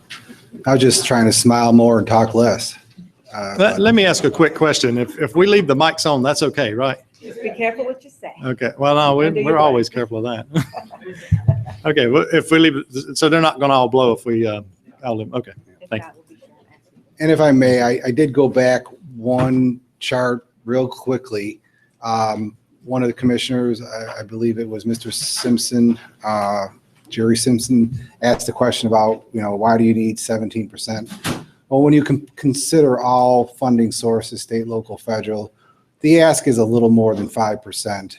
So just saying that it may sound large when you just look at the local budget, but that's primarily because of the need for increased teacher supplements and other compensation issues that are lagging compared to surrounding counties and the national market. So let me go fast forward. And Mr. Simpson, Lance Simpson, will probably interject a little bit on this slide. We send a report to the state. It's off of our HRMS system, and I feel that the HRMS data has been cleaned up tremendously over the years. And one of the reasons that I believe that to be the case is because when we bring a person in the door, it used to be we'd input it to HRMS and then we'd input it to the payroll system. Now we have an interface. So that was an efficiency that helped tremendously. But essentially in October, I believe that report's due, maybe even November. And this is what was reported at that time. Well, essentially time goes on, people leave, attrition, people come, people go. So at that point in time, that's what made up the 84.5% of Mr. Lance Simpson's question. He had mentioned that he thought it might have been an average of 19,000, I believe. He worked it through. And I think looking at different sources of data, it's difficult to take that monthly report, compare it to the state reporting, and come up with the numbers that are reality. Essentially, that 12,836,492 on Exhibit B is broken down by 3,488 people, and 84.5 are teachers based on the state definition of teachers that they accept for the SS 300 back in October. And then, of course, 4.4% goes to principals. 1.1 goes to directors and supervisors, assistant principals, which happens not to be there, but it should say 3.9% for assistant principals. High school coaching, 5.2% of it, 0.4% for band directors, and then a sliver for other. Mr. Kopinski? Yes. Could I ask a question? Yes, ma'am. In line with the percentage that's outlined for other, could you give an example as to how other is encompassed in Because every other category has Yep. examples. It's so minute. I think if I'm not mistaken, and Shauna maybe chime in on this, I think we're talking about less than $100,000, and we just didn't go to the extent of trying to identify all those people that get that supplement, but it wasn't assistant superintendents or superintendents. I just couldn't go that deep that fast. How about I put it that way? You mentioned 3,488 Yes, sir. teachers. No, that's the total pool of all those people on the graph. Okay. So 84.5% of that would be the teacher amount. So the number that you provided to DPI October, November, and I know it fluctuates a little bit. Yes, sir. The 2,517 is accurate for for classroom teachers? I would have to do some quick math or get back to you on it. I mean, we want to make sure this information reconciles. And you're right. You try to go out and get all this data, sift through it. It's difficult. It's even difficult at the national level. It's difficult at the state level. Go try to look at other states the way they do it. I'm wanting to help reconcile your numbers to my numbers. We can do it, but it's going to be something that we have to work through maybe at another meeting, sir. Well, and I'd be happy to meet with you one-on-one. I'm just trying to understand where these numbers are coming from, because we brought this up at the last meeting and you provided the information. I do appreciate that. And I'm basing it on your letter that you sent that said these are classroom teachers. That 84.5% represents classroom teachers. The number provided by DPI, and it is a higher number than you provided. So I'll use DPI's number, which actually gives you a lower supplement per teacher, is $4,309 per teacher in a supplement. DPI's number is 2,517 teachers. Your number that you provided was 2,441. So I used the 2,517 and I come out with what should be pretty close, because if we look at any idea how many classrooms, instructional classrooms we have with teachers in the school system? Classrooms. Just south of 2,000, Dr. Webb just mentioned. That We have, I can't give you the classrooms, but I can give you the teachers. We have 2,510 teachers. That was on the SS 200 report. 2,510? 2,510 teachers. Okay. Now that's again two different snapshots. That snapshot in time is on one day at one time of the year. SS 200 is on one day, so it could be.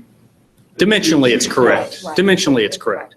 So if I use the 2,510, the number that I'm coming up with, and I'm going out, I'm using the budget that you provided, that PRC for supplements under 181, 12,836,492, 84.5% of that number is 10,846 and change. And if I that's- divide that by 2,510, that's a supplement of 4,321 per teacher. Yeah, and the using way your I get teacher at it, numbers that you provide. right, and I get at it because it's a different point in time, and that's what's really messing it up some. Take out the different point in time. Right. It- Well, it's- let me try to explain the graph that's on the screen, please. It's 25. Right. You It's take 2,510 3,488 people times 84%, 84.5, and you get an average teacher supplement of $2,947.36. Does that get anywhere closer to your number? So the 3488 is not everything shown on this chart. It is only the 84.5. No, there's 33,488 people represented in that entire pie chart. And the 84.5, which represents teachers, Right. is the 2,510 number just stated. Okay, so you take, I don't know about that because I have That's three, what the gentleman there just, and I apologize, I don't know your name. Dr. Clark, I'm sorry. he's Dr. talking about Clark a just- different point in Yeah, and time, for sure. You've also got the matter that,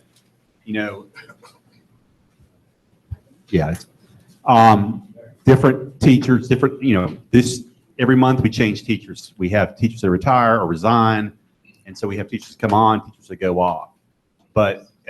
And they are two different periods of time, two different months that these two reports are done, the SS 200 and SS 300. So Yes, 2,510 teachers at the SS 200 that we did this year. So how did you calculate the teacher supplement average?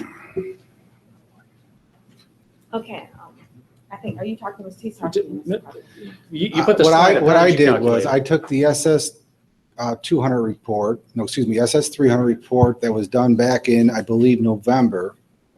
And it says on there that 10,800,000 or thereabouts That's the was- 84%. was a part of the total 12,800,000 in our budget.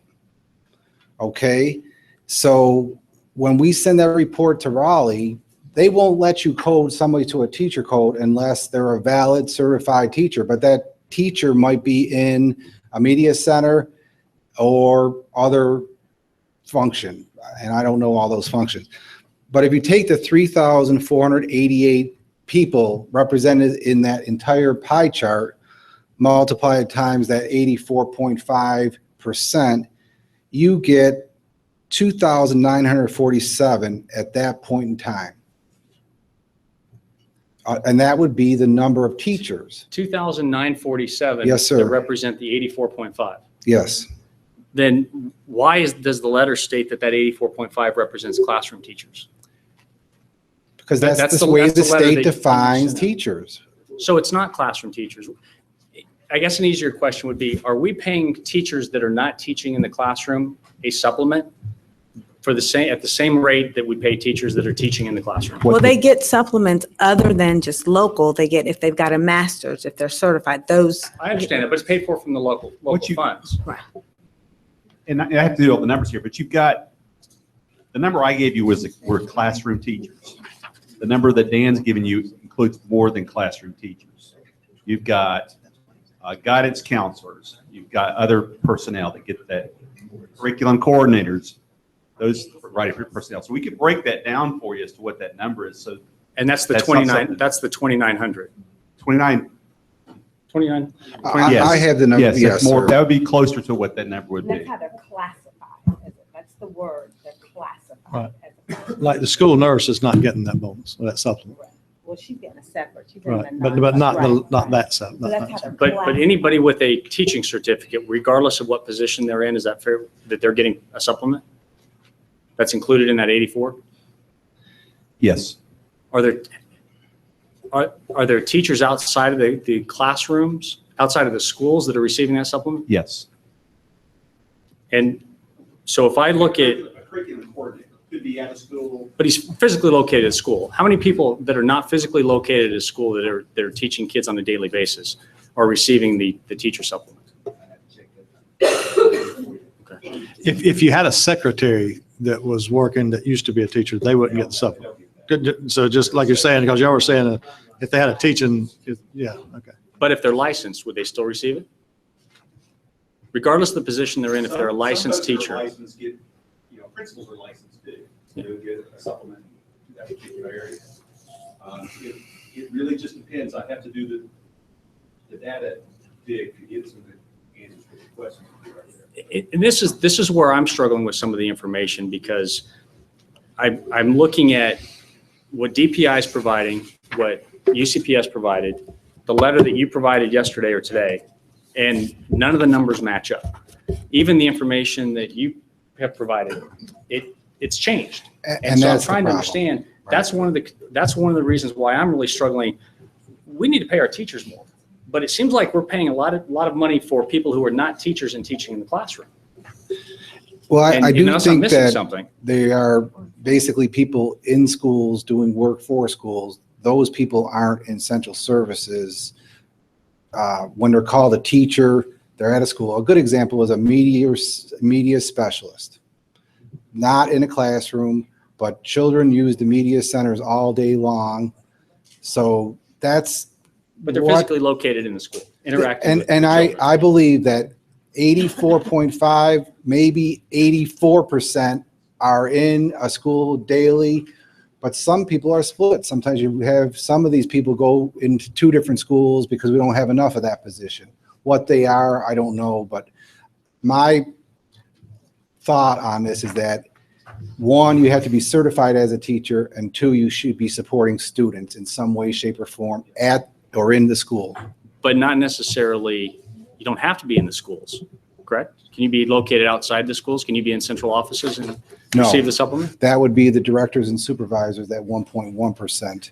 And I apologize, but the pie chart that is yellow, that is assistant principals. If you want to just jot that down, that assistant principal amount is 3.9% of the total pie.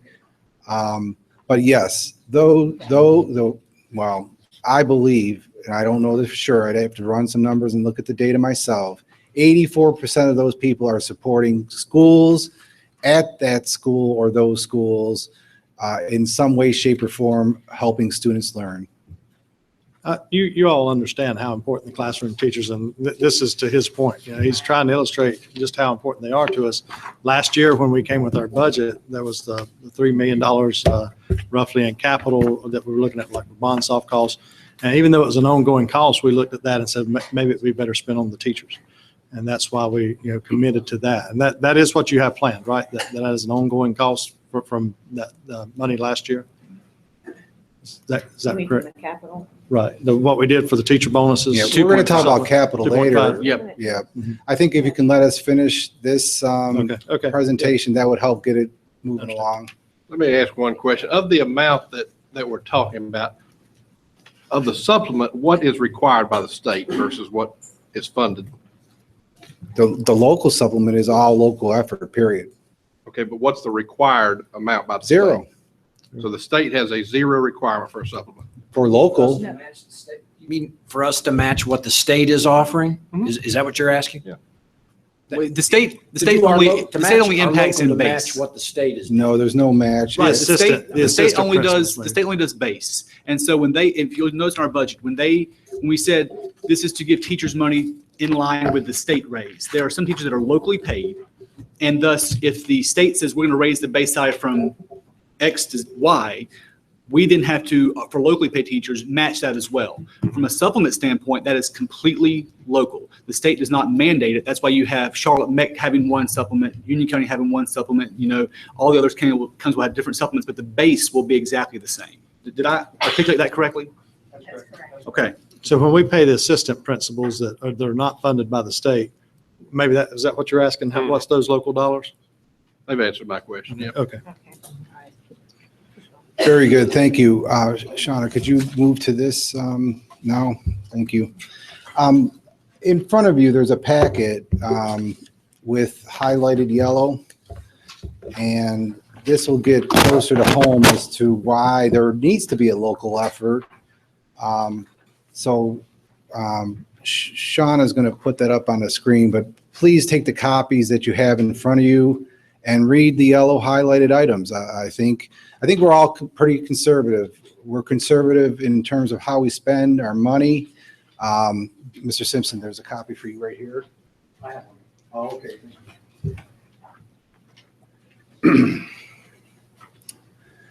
So essentially what this is saying is how to pay teachers more, how to fix teacher pay. And what it comes down to is you have to look at not averages or whatever, but you have to look at the cost of living index in the community you serve. And how do you get there? We know the state's going to do what they're going to do. We're at the mercy of the state to give teachers base pay. So I'll just give you all a couple minutes to read that because it's intricate. At least reading the yellow highlights will kind of give you a feel for where I'm headed.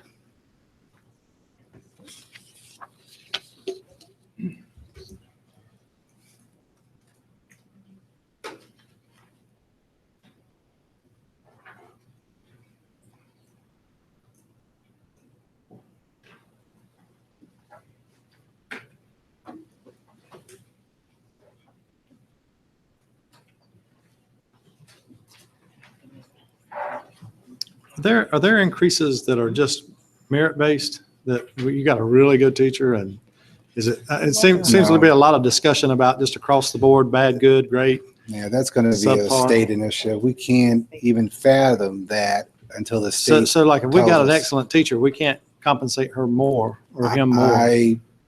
Not that I'm aware of. Wow. And that's a statewide problem. Dan, So is do that you- something else? we there, need to there is the discuss? special supplement for the teachers, the high priority teacher supplement.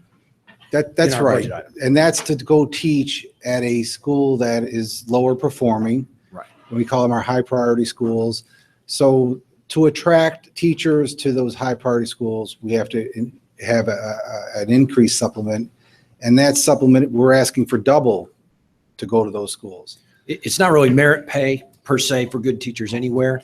It's recognizing the special responsibilities of teachers, support staff in the Title I most challenged schools. That teacher may be helping do homework, just like a parent would. That teacher may be helping to do things that kids that are. And maybe working with kids who don't have parents to Right. help. Yeah, exactly. So that's, you wouldn't classify that as merit, Yeah, but it's a one more special slide. incentive for the extra challenges they face. Sean is going to change to the next slide. No, I'm talking about the actual cost of living document, Shauna. So we went out there and, we all sometimes were under the impression that, well, it's inexpensive to live in Union County. That might have been the case 21 years ago, 22 years ago. But right now, the index for Union County is 99.2. So overall, Union County, North Carolina cost of living is 99.2. Next slide, please. Which is now going to, I believe, back to the presentation, Shauna. That's external information, so if you want to look up, I think that's a national thing, and we have all the sources. So if you can, no, I don't know if this is going to work. It doesn't go that far. Well, it does go that far. The national average in 2013 was $56,383. Then you apply the cost of living index of 99.2%, you get $55,932. Fast forward in Union County to 2016, you can see the state salary, 35 for years 0 to 4 years experience, 36.5 for 5 to 9, 40,000 for 10 to 14, and 43.5 for 15 to 19. Then you add the local supplement. Look how far off we are.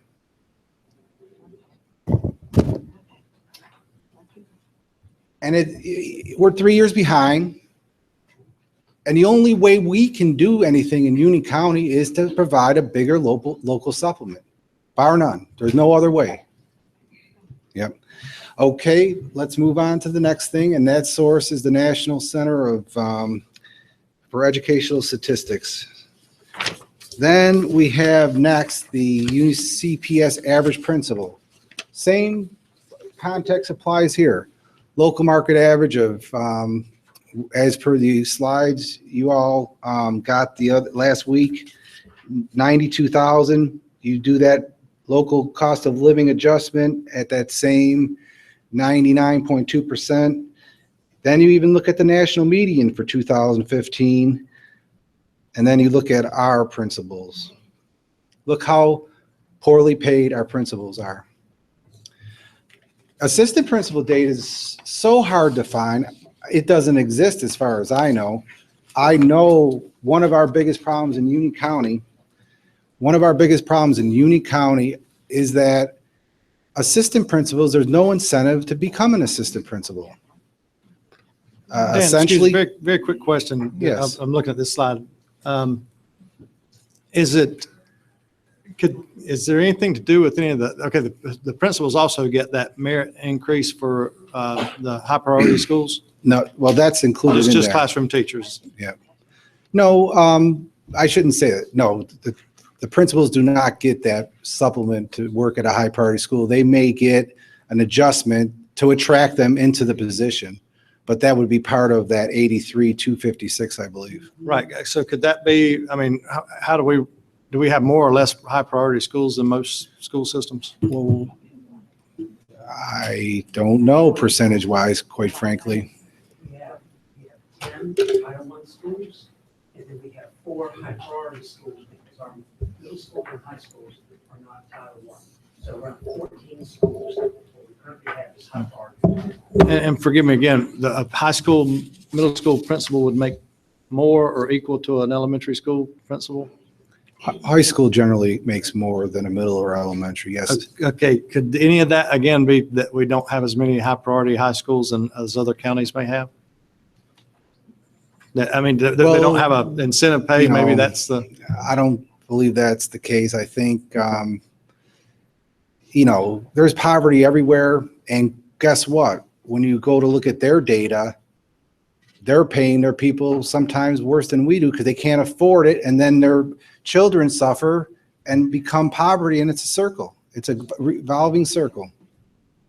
So next thing here. Excuse me, on that last slide, do you have a slide that actually compares like cost of living areas rather than a national average? Well, the index is 100. So if you live in San Francisco, it might be 180.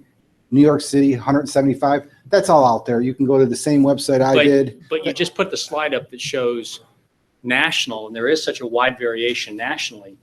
Do you have something that gives a comparison on how we actually compare to similar areas where we have the same cost of living? Even other counties. You can go to if you wanted it for But Dare this is your County. presentation. Do you have a presentation? No, we can do that. I mean, it's out there. Well, if you're throwing this up on the board, Yes. I would expect that some of it is comparable to Union County, not just nationwide, because there is such a wide variation. So we do have a better understanding of exactly how we fit in there. Yeah. Well, the definition of cost of living index is a national understood term. Can we take that as a takeaway to get back to you, Commissioner Simpson? Yes, you can go on any website, you can type in major areas, so you can do a comparison, you can find out what their cost of living and then do the research that way, rather than do it nationally. Okay. Okay. On to the next slide. This gets to the charter school dilemma we're in. On June 7th, I'm going to take this to the Board of Education to be approved. It'll be part of their agenda. Usually we'll put those through on the consent agenda, but we're going to transfer $311,695 to the charter schools, and you can see where the money's coming from. Essentially, the county decided not to fund charter schools, so there it is. We're going to have to take money from somewhere else. We're taking money out of our classrooms, our benefits, and then instructional supplies and materials. And there's no way to do that other than maybe taking money from who knows where. But in this case, we have no choice but to take it from there. And then we wanted math on that. Again, I thought that we couldn't fund charter schools. Like the county commissioners, we could not vote to give the charter schools in Union County $1 million. You can't personally fund them directly. Right. But all the money comes, all you do is whatever we give you, or you give us, excuse me, we turn around and have to do a calculation. And that's the next chart. We basically do all the accounting work and come to you and say, this much has to come through us to go to the charter schools. Okay, but if we can't fund the charter schools, you want us to fund them indirectly, or? That's what you do now. That every union, it's required by law that every Union County public school, Union County resident, wherever they go to the charter school, they have to get a percentage of the local funds that we received. Now, do we get monies from other states and counties whose children attend Union County public schools? Not other states, but other counties, yes. Do we have children from other states in Union County public schools? Do you mean Union County Public Schools or Union County Charter Schools? Public schools. Public schools, we don't have students from other states unless they're, they could be an EC child in a special facility, a group home that comes to us. McKinney-Vento, if they're homeless, but for the most part, you have to be a resident domiciled in Union County to attend Union County Public Schools. Okay, And charter schools, they can take them from anywhere. Yes, but I thought we had teachers that could bring their kids here. Like when I was in elementary school, my teacher from East Union could bring her child. And teachers can bring their children Unionville. to the district with them as well. Right, and that's a benefit to the teacher. Absolutely. Do we get any money for those kids? No, because kids go, we have kids that we get, teachers who live in Charlotte, and their Right. kids come here, and we have teachers who teach in, who live in Union County but teach in Charlotte, and their kids go there. It's considered a wash. Mr. Chairman, may I ask a question on this? When you say we didn't fund charter schools, my understanding, charter school calculations are based off the ADM population divided by your operating expense. So therefore, as you get your operating expenses, you're getting money for the charter schools as well. To pay you separately seems like a double dip. And it might seem that way, but the way it works is it's based on revenue. It's revenue driven. So Well, I if- understand, but. Well, if we you can get look it. at the chart, we can see how it works. Essentially, the county appropriation is one of the big things the law says we have to fund. So if you fund our budget fully at 107 million, we will have to pay the charter schools $6,996,510, and we would get 100,288,000. And how did you calculate the 6.9 million? The 6.9 is based on the estimate of students we at charter schools based on two main factors. The two brand new schools are going to come in at about 300 and 600. I didn't calculate any growth on the other charter schools such as Union Academy or Socrates Academy. We have a lot of children there. I just said, okay, I don't think we're going to have 600 or 300. I think the one that's expecting a little over 300, they might fill their seats, but the one that's expecting 900, I don't know that they'll fill their seats. But essentially, that's how it was done. It was calculated based on actual what happened this year and add those two new charters, but no growth for anything else. Multiplied by what number? Multiplied by the per pupil amount per child that they would get. This year it's between 21 and 2,200 per child. So when they send me an invoice, say Johnny, Susie, and Patty are at our school and they are Union County resident students, I take 3 students worth and put it together. Well, how long were you there? Were you there for the whole year, or were you only there for 7 months? And then I do that math. It's all based on ADM at every location if they're a Union County resident student. So based on, if I go with Commissioner Helms' question, if you take let's just use 2,000 for easy math, and if there's 1,000 students that go to the charter schools, you took 2,000 times 1,000 students, correct? To come up with a number? Approximately. But those students are not here. So you're asking for the $2,000 per student in your original budget request, Right, because correct? I'm writing a check to the charter school. I understand that, but in your original budget request, you're asking for the $2,000 per student as part of your calculation. It's more than that. It's And then you're asking for additional $2,000 per student to give to the charter schools, correct? no, sir. I'm Well, not and sure. Show me how that number doesn't work. Here it And is. maybe I can help, because I will tell you, when I first came to Union County and we laid out the budgets that way, I was confused as well. And so what we do is we give you the budget, what we need to educate those 43,000 students that are in Union County Public Schools. And then we say, okay, what's the per pupil amount for those students? And then we say, okay, we've got this many on charter schools, and that's that charter school calculation. So we've given you our budget for what we need to educate the students that are in our houses, and then added that, and that's why we just break it out for you. Not all districts break it out that way. They just give you a big lump sum. But we're saying to you, here's what we specifically need, and here's the additional amount for the charter schools. So your based number- on our student numbers. So your number includes that you're basing your budget on the 107 million is on the 353 student growth above the ADM from last year, correct? Yes, Okay. I'm correct on that, Dan, aren't I not?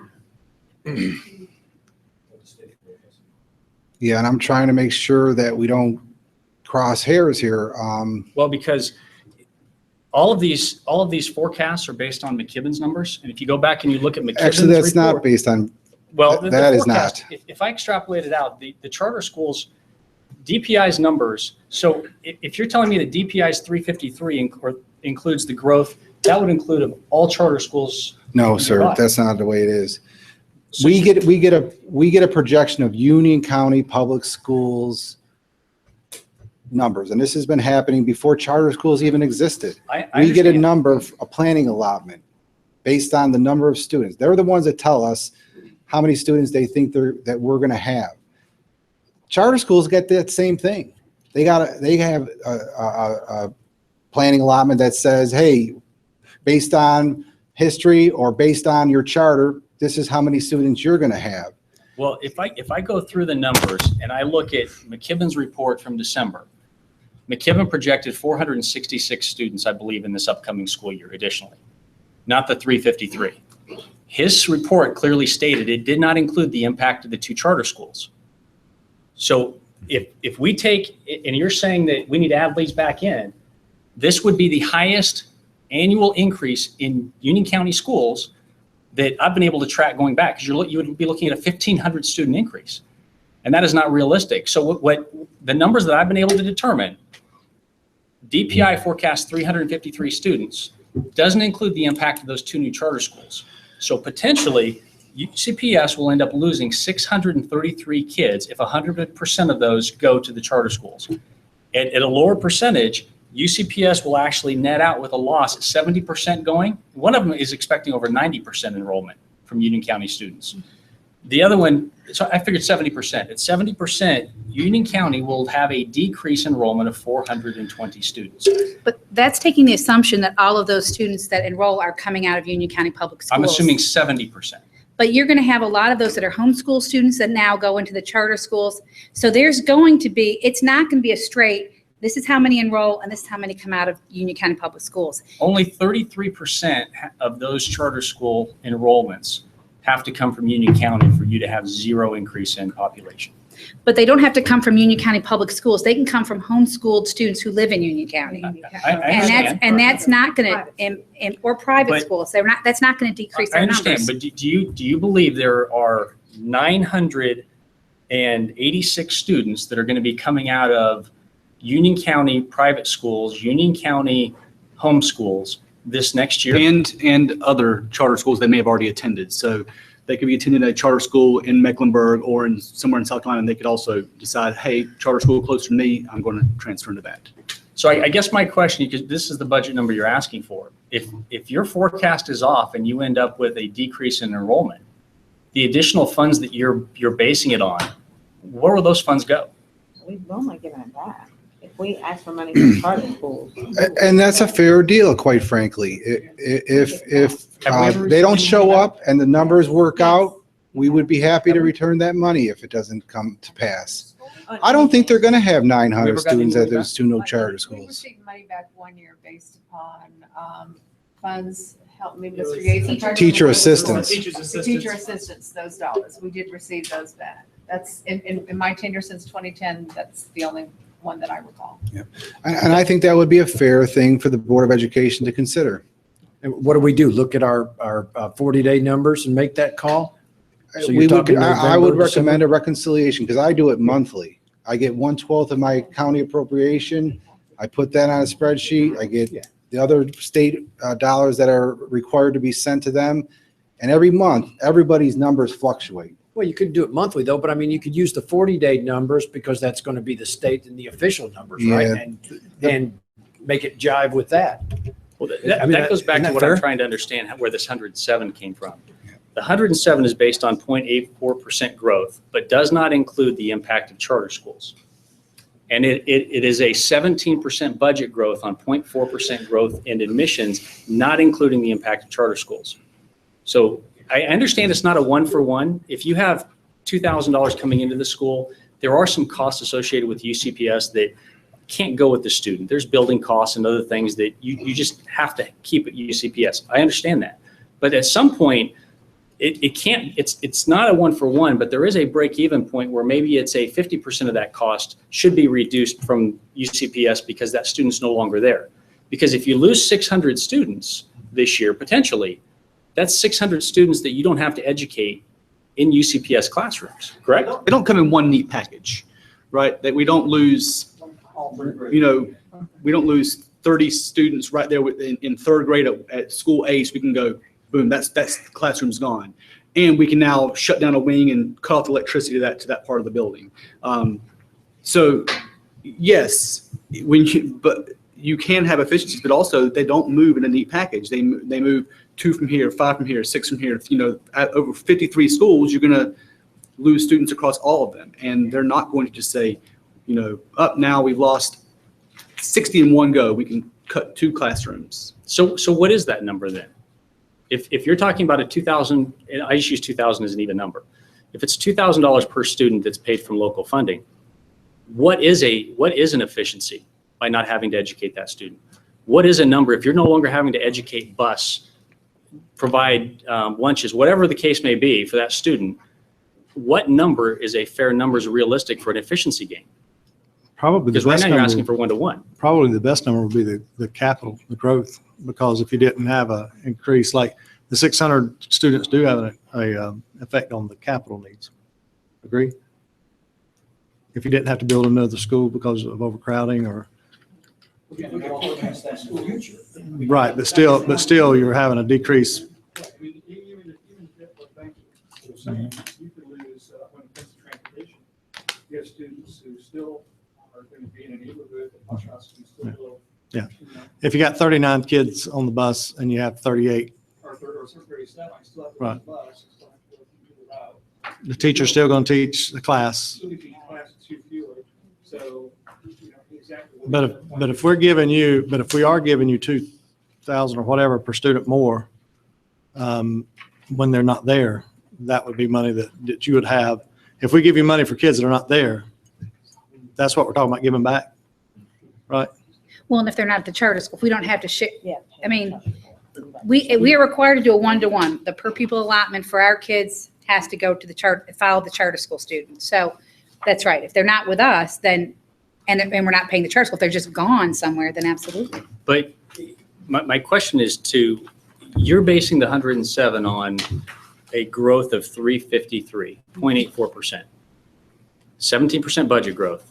And on top of that, as part of that 107, you're asking to be reimbursed dollar for dollar for the students that you pay the charter school that no longer attend UCPS, but are part of the 353 potential growth. So if it's not growing by 353, then what's the correct budget number? Because potentially, I hope I'm explaining this correctly. You're basing the 107 on a 353 population growth. Correct. From DPI. That does not include the impact of charter schools. So that 353 may not be, it may be 0, it may be up to a negative 600 students in this first year. And as they grow, it could be bigger. I believe the 354 was including charter schools. That's right. The McKibben number was not. Yep.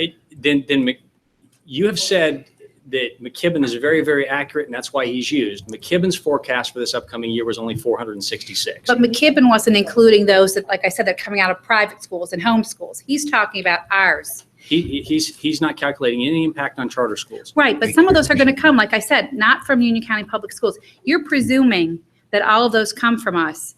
And we're saying that's not a presumption that we believe we can take. That DPI has told us that's not a presumption you need to make, because we're going to allot you those teachers, presuming you're going to get them. And we know what we're giving for the charter schools also, because DPI funds them as well. So what happens if on your ADM numbers you're negative 100 students? The DPI goes on a plus or minus 100, correct, That's Dan? right. So if we get 454, we get no additional. And if we get 254, more than 253, then we have to give back. So that's the way DPI works. It's a plus or minus 100. Well, and you say I'm presuming that all of it's going to come from UCPS, but you're also presuming that 0 will come from UCPS, because you're going to get the full growth of the 353 and have nothing from going to charter schools coming from UCPS. And that's not the case. But I'm not saying that. I'm saying DPI says that 354 is what we're going to get, regardless of what the charter. They've taken those numbers because they've given ADM allotments to charter schools as well. So they've made that. And they may be wrong, but I'm saying these are the calculations that we have. And that's where I'm trying to understand, because these forecasts are nowhere close. When I look at, and all I have is McKibben to go by. I mean, this is the study that you paid for. And he forecasts 466 next year. with zero impact to charter schools, and that's 466 students adding to UCPS. Even if I use his numbers and I say, you're going to grow faster than what DPI is saying, there is no way that I can reconcile those numbers to show that you're going to have 466 plus another 1,000 students coming into Union County, because that doesn't tie back to his numbers. It doesn't tie back to DPI. It doesn't tie back to what you're showing. All indications are that some percentage of that 985 students or 86 students are going to be coming from UCPS. And even if I assume 33%, that puts a net growth at 0. And if we're transferring out students and we're gaining efficiencies, I have 2 questions. What efficiency are we gaining that would affect that number? So we're not asking for 2,000 for the student that could attend UCPS, and we're asking for another 2,000 that we're paying the charter schools, which is what you're asking for.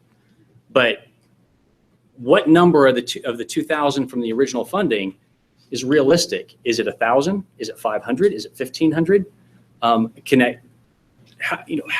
What efficiency do you gain because that student's no longer being taught by a teacher in UCPS? I don't think we'll know till we know where they go and how many go from what location. We can't determine the efficiencies till, I think, as you all said, until we lose kids off of a bus and we can collapse routes, or till we lose out of a classroom and we can collapse classrooms. We won't know till we see where they come. And we need to wait till that information comes to us for this to make those decisions. We based on the planning allotments that come from DPI, which is what we've done. And I think our assumption is that DPI is correct when they have figured that out. And if they're incorrect, then we will, as Dan said, and the board has said, I think, that we will work on a reconciliation of that. And over time, historically, DPI, I've been getting those numbers for 20 years.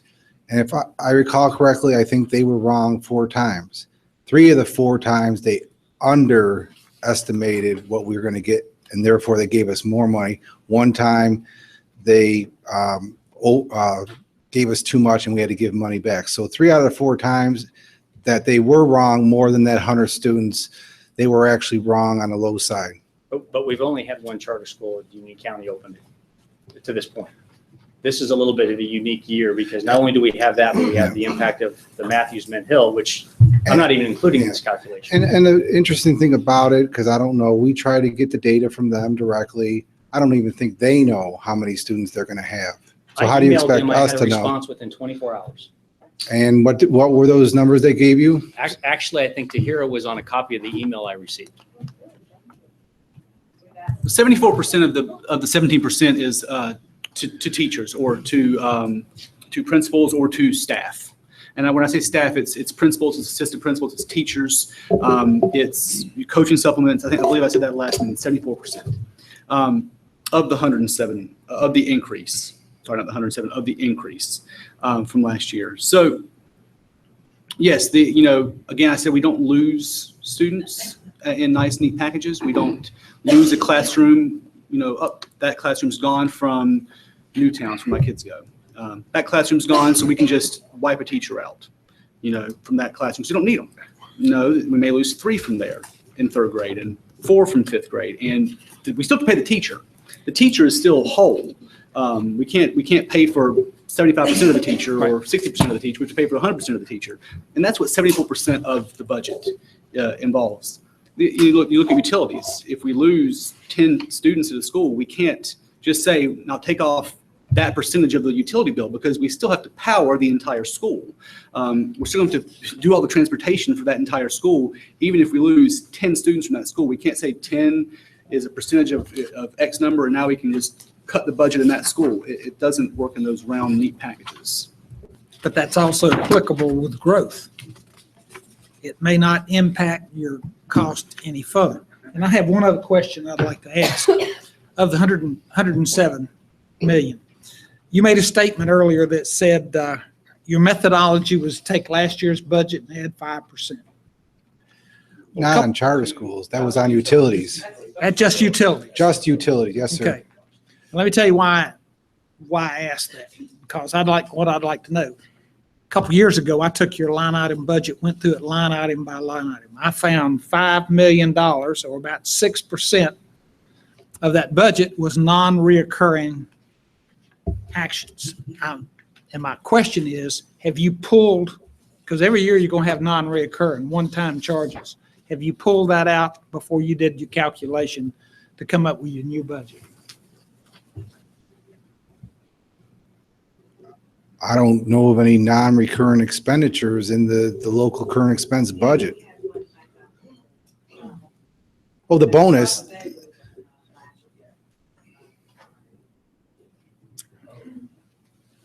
What's the current position on those? They're going to fund it. Are we doing it? No, I mean, there was discussion about doing it locally. We're doing it online. Doing it online. Sorry.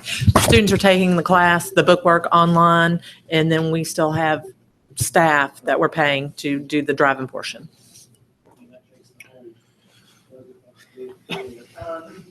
I don't know the exact numbers. Dr. It Jones? saves on the cost of the classwork.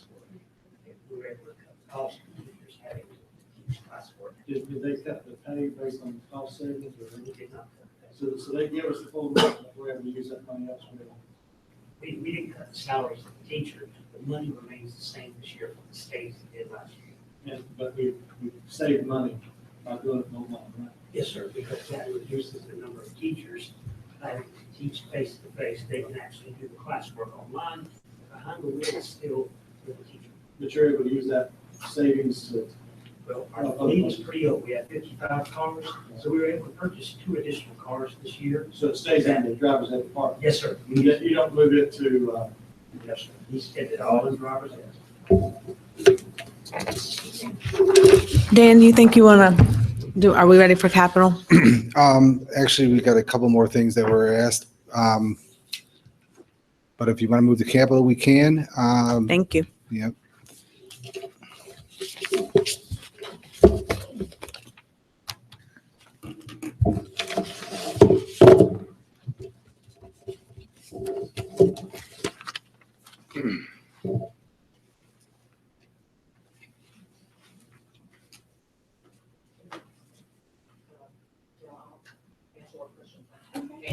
Okay.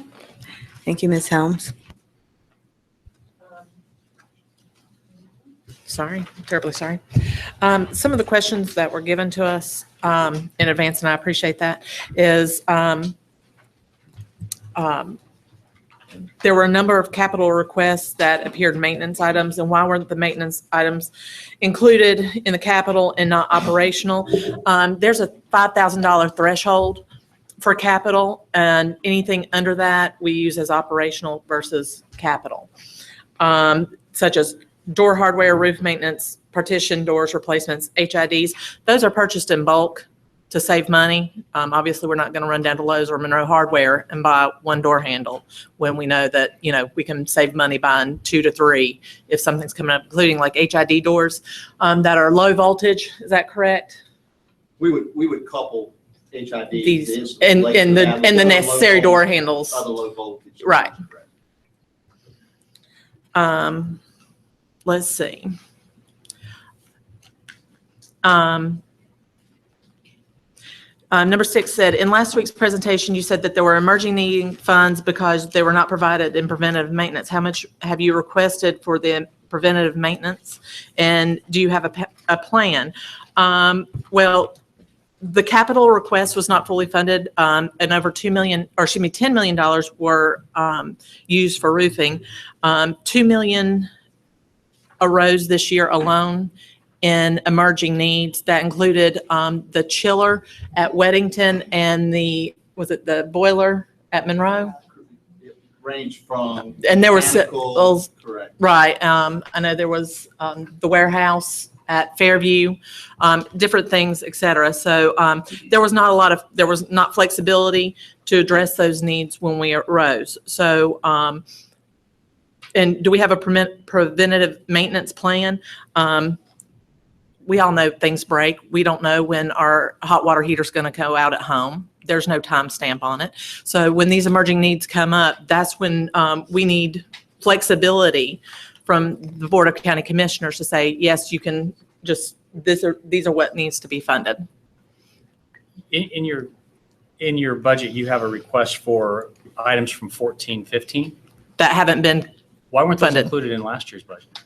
because we don't know when a chiller is going to go out. No, these are from 14-15. They were in the 14-15 budget. Well, and then things have to be pushed down the road, pushed down to the next year, because we have a chiller that needs to be replaced in a school, or we have a boiler that needs to be replaced, that these children need heat and air in their schools. But it was from 14-15. Those items were not included in the 15-16 budget. And now they're showing up in the 16-17 budget. So where were they last year? Well, If I can help Yeah. Ms. Helms with that. Commissioner Simpson, as Dan has shared with the Board of Education, with the county commissioners, several of those projects run beyond that fiscal year, that June, July. They're not completed till August, September, October, depending if it's a year-round school. We try to complete everything up by that October timeline so that Dan can go back and reconcile. So you're spending the money, the pool of money that we're fortunate to get, and we're very appreciative of it. But we spend that bucket of money. We just go as far as we can go with the list of projects. When that list of projects is completed, then, we're done. So then the next list, it just gets added to that next list. With that, the facilities committee began to look and prioritize all their projects. Typically, we had some flexibility with the 14, prior to the 14-15. That flexibility was removed, and so those projects were left out there. And so the facilities committee looked and prioritized for the next 8 years. And then they had those projects that were not completed, and so they were rolled into this 16-17 budget, sir. But aren't some of those items also included, and you guys were aware of it before we had our budget meeting last year? No. If I remember the date of the letter from you, Dr. Hughes, it was dated the night of our meeting or the day of our meeting, but it wasn't included, and we haven't received any requests for those until this budget. Well, So I'm just curious why we missed a what happened was, budget. it seems like we asked for a line item, a $2 million line item, open-ended, as This opposed isn't those to. items, though. These are the items that Okay. it came from the letter that I believe your board sent to. Right. It was like county. the one letter was like One was 900,000, one was like 1.2 million, something like One that. was from 14-15 Right. leftover projects, and one was from the 15-16. 15-16. I'm sorry, one was. One was 14, and one was 15. For 15-16. Mhm. And the letters were dated the night of our meeting. So we could have put it on the agenda and been able to consider it. But we didn't hear anything, and we haven't heard anything until it goes on the budget this year. So why, I guess, number one, if they're critical, why did they wait a year? Well, I did present those to you. It wasn't the last time. I did present those to you in December, and we were told to wait until the budget. So 14-15 items. yes, sir. Those items were in that packet that I addressed, when I came there that one. So it was in there. And we were told that, coming in the middle of the year, you don't really like that, and to wait for the budget. And that's what we did. One thing that I find confusing, and the emergent needs was part of it, we keep referring to Weddington's chillers. They've been replaced and paid for. Are you trying to replenish the funds that you used to pay for that? Or is this budget for upcoming I know. items that haven't been? Right. this See, budget- we had CCEP year 1, year 2. So we had to push some things back in the CCEP. So that's gone. There's a list, you'll see they have of everything that was completed. You won't see that on the budget request. So This is what's remaining. Mr. Helms, we had to spend CCP year 1 money on that. And then the goal in this year's budget is to say, honestly, and stop me if I'm wrong, Dr. Webb, how can we stay current with our CCP plan, so catch up what we missed, and then ask for, I'll be honest, it is a pool of money to address things as they come up. So it's that emerging needs fund is, you can't tie it to a project right now, because it is when another chiller goes out, we use that pool of money to fix it, and then not touching any of our other budget money that we have assigned for CCP year 1 projects that got pushed off, and then CCP year 2, which was always planned for this year. And I'm just saying, the confusing point, we keep referencing activities that's already been paid for out of whatever funds you pulled them out of. And I was asking are you asking us to replenish those funds No. that you used, or do we Yes. pay for? What Yeah, we're because doing we is, let didn't me- use the what- funds what for happened was- another project. So that project didn't get completed. Correct. Am I answering your question, Mr. Helms? So here's the thing, because I asked the same thing. We had a list of those 13, 14, 15, 16, and I asked which ones got completed. And Dr. Webb gave me a list of all that's been completed. What was not completed is in our CCEP year 2, on top of what we didn't get completed in year 1. So what we did is we had to take money from things that we were trying to do in year 1 and defer it to year 2. So yes. we're not at, I'm sorry, I thought you were done. and so the question is, we're not asking for you to repay us that money, but to do the project in which we had to take the money from. So I guess that's why it's kind of confusing. That is correct, Ms. Boyd. And I believe you all, the majority of the county commissioners were present when I presented that to the full Board of Education, those non-negotiable emerging needs that had to be addressed. The Board of Education had to address that. They had approximately the $2.4 million worth of projects that they had the ability to move to address those emerging needs. Well, the projects didn't go away. You just took the money away to deal with those emerging needs that you had that were non-negotiables. And I think you'll probably remember me using that exact term in the presentation. One thing that we had a lot of disagreements or confusion over is the Benton Heights project. We talked about moving, we were asked several times to move money away from the Benton Heights project and put it to the emerging needs. It was 1.8 million, and then the IP cameras. Platform. Commissioner Helms and I went along with Gary and Mike was gracious enough, and Don took us around, and the principal took us around the school and showed us the needs there. And we saw that the needs were great. Some structural issues, some ADA issues, things like that. And when we saw those issues, the feeling that I had was that, here are these kids in a Title I school. Their parents may not be the loudest voice in the room all the time. I don't want to take money away from them. I don't want to take that money and move it to for example, there was a floors at one of the schools that Commissioner Helms also went to, and there was chips in the floor that needed I can't remember how many thousands of dollars, a couple $100,000, $150,000. And while that is important, again, that whole, when the principal took us in and said, be careful, watch your step, that's a problem. And I hope that y'all didn't take offense that we were trying to micromanage it, because you asked for the money to do that school. And we figured when you asked for it, it must have been important. That was a priority. And we funded it. And then you were asking us to take it away from it and just put it into a pot of No, money. well, what we were telling you is that we didn't have enough money to complete the project. But the good news is, I'm glad you brought that up. It's a But you good could have segue started, into, right? but you can't build half a house. No, but you can fill in a floor. You can. Well, fill in that a was hole part in of the floor. CCEP year 1, is to do work at Benton Heights. That's not part of the. But you can see, can you understand where we would be concerned? And so When you that had a hole in the floor and it's emerging not needs, fixed. okay, that's, okay. I mean, does that, because I know there was a lot of disagreement in this, and there was a lot of comments made in the public about us not doing this for you guys. And this is not again, Gary, you were there with us. The needs were great.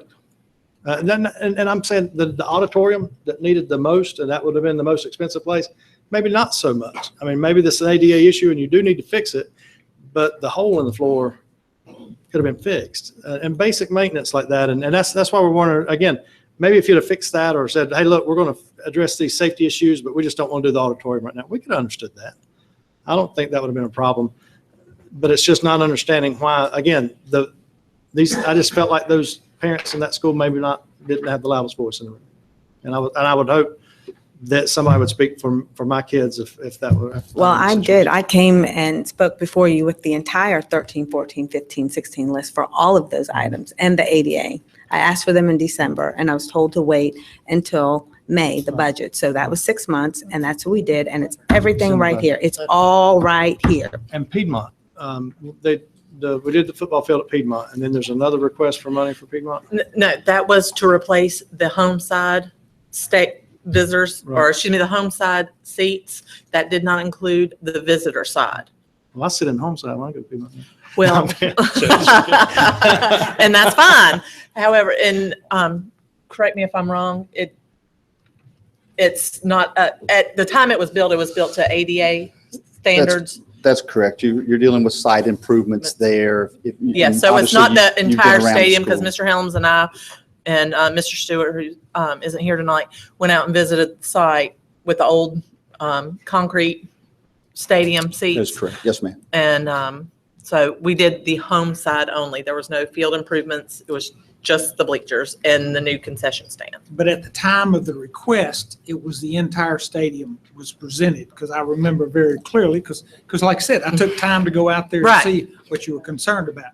So our understanding is we were funding with that $1.7 million, replacing the visitor side and the other stadiums. So If you remember during the presentation, when they brought out the blueprints, it was the home side.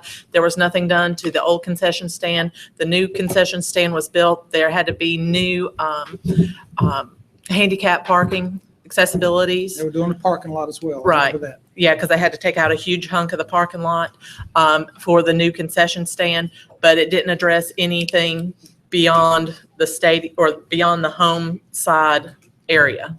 Ms. Helms is correct. The visitor side was never part of the discussion for the Facilities Committee or the Board of Education.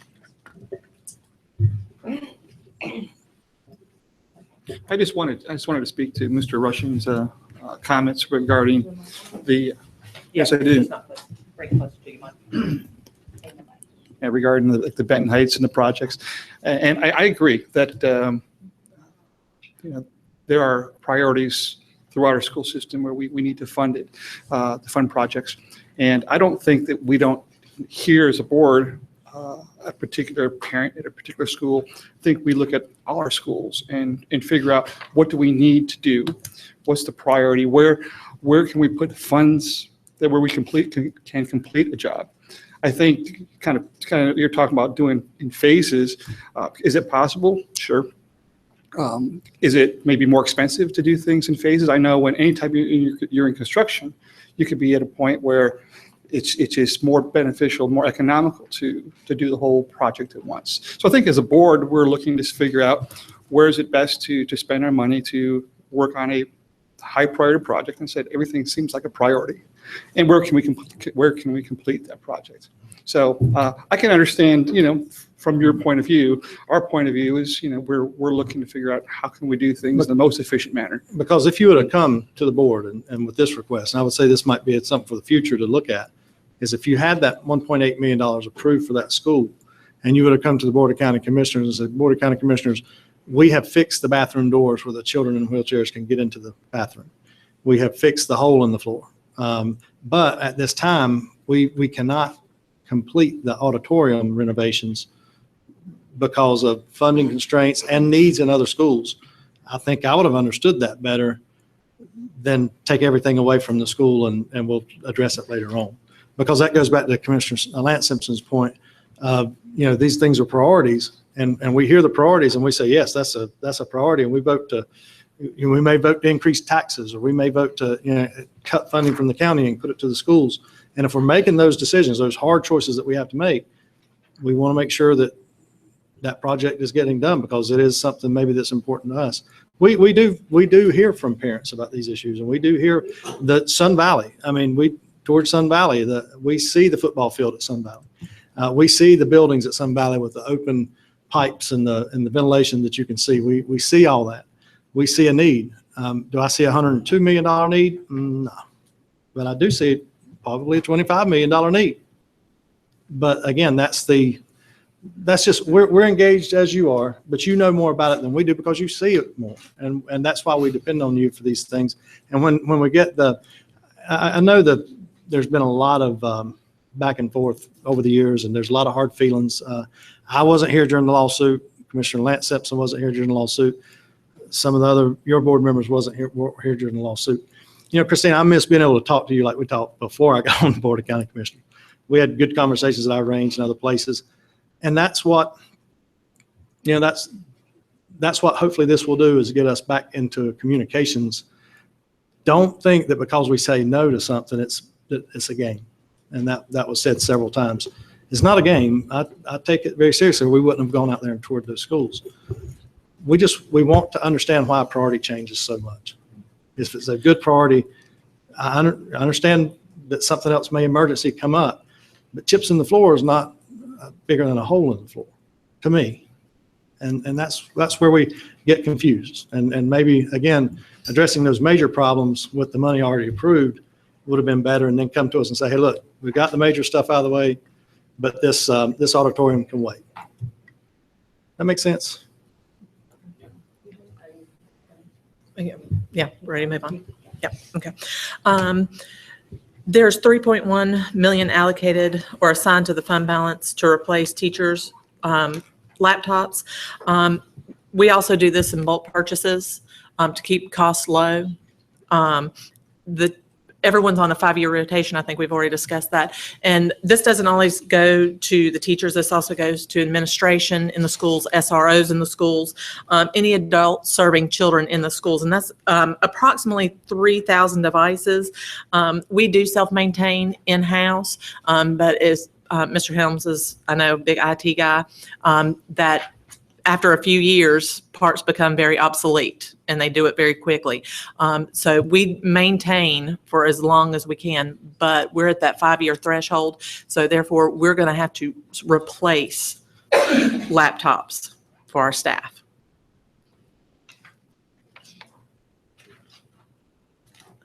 Another question that was asked, do we prioritize annually? And this also goes back to the CCEP. We work with our site-based teams at each school. Site-based teams include teachers, the principals, parents, and community members that may not even have children at the school. And they discuss what is a want and a need. And we determine, this is definitely a need at the school. They have to have X, Y, and Z, plants around, this little area. That's a want. They also work with our administration and divisions for multiple year plans for each site base, and to help so that we can help show what is need and what's a want for the county. We do reprioritize every year due to emergency needs. Safety of our students and our staff is priority number one. ADA requirements are always a priority. In 2015, I believe it was, September, and correct me if I'm wrong, Dr. Webb, OCR, the Office of Civil Rights, thank you, came in and looked at several high schools. And when they do that, the recommendations that they are giving us to make ADA requirements go through 53 schools, not just those specific schools. That is correct. The Office of Civil Rights comes in through the Career and Technical Education Program, CTE, so which is predominantly, well, it's the largest program at the high school level. So they come in, they don't visit all the schools, but when they do their visit, they are looking for ADA type issues, program things to provide. They pick about every 6-7 years. We are in that rotation because it's a large school, a medium-sized school, and a small school every year that they visit. So we get it about every 6 or 7 years. This year when they came through, they identified several projects. We worked with them. We had to present a plan back to them that they finally approved. That was a 3-year plan. Year one, and please don't hold me to exact figures, was a little north of $200,000. Year two was around 270 some thousand, and year three was approximately that same value. But that was not every school. Coupled with that, the facilities committee realizes that in their planning, their long-term planning, that they have to and want to address ADA issues. And we talk about having an ADA plan is not having one that's gaining dust on a shelf. It's embedded in their CCEP over the 8 years. And if we do not move on ADA projects, we can lose federal funding. Is that correct? That's correct. If we must address the OCR report, those 3 years, or they can come in and attack the federal dollars. For us, that's CTE funding, that's our exceptional children funding. We could go on there. But again, that came after the budget had been submitted. The report, we didn't get it until September. And therefore, that became an emerging need. We don't have an option. We have to do those projects this year. You will see year 2 in the CCEP or this year's budget request. And year 3, you will see next year, I'm sure, as they work through, the board works through their budget process. So what's the total value for the ADA renovations for all years? Right, Mr. Simpson, I don't have that number off the top of my head. What I will tell you is that we are having to do a review of all of our ADA. We worked with Ms. Julia Sane out of Charlotte, Mecklenburg. Matter of fact, Gaston County was in the last meeting with us to see how we do that. Then we have to present a plan back on how we're going to address ADA, even additions beyond what we've identified. They train our staff to continue to look at ADA issues and concerns at all of our properties in school. And I will tell you, in the conversation, it is not, if it, you know, we don't have the ability to create the money, that's not their concern. They will tell you it is your responsibility to fix the issues. But why has it taken 25 years is my question as well. ADA was passed 25 years ago and we're still dealing with ADA issues. Over the course of the last 25 years, that's why I asked what the value is of these projects. Surely over the course of 25 years, there's been enough capital allocated to at least take care of those if that was a priority. I can't speak to the 25 years. I've only done this job since 2008. What I can speak to about is that when a building is built, it meets ADA code. When there's shifts and changes in those codes, you're responsible now to come up and meet those. And that's what's happened. There was a change. Oh gosh, Don, was it 2000 and yeah. So now we're held, or if you do an X amount of repairs or change to a building, then you've got to bring that facility up to the current code as well. So there's a lot of things that come into play with that. It's not what was done 25 years. You will deal with ADA issues at the next change as well. Whenever that's reevaluated and changed, you'll have to deal with that. That's why the Facilities Committee and the Board of Education takes it very, very serious to make sure that they are working continuously on ADA projects. And you see those year 1, 2, and 3. We worked with Ms. Sain. She's comfortable with that being our ADA plan. And then you will see additional ADA placed in those years as well, but heavily in years 4, 5, 6, 7, and 8 as well. So as a priority, why isn't some of the fund balance that's left over at year end being used for these ADA upgrades?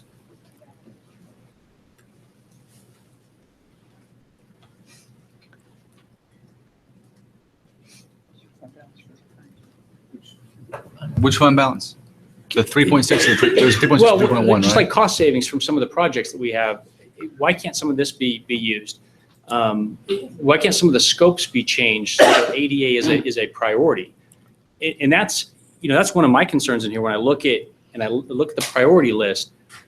To me, year 1 in your CCEP should be nothing but ADA. That should be everything that's in year 1.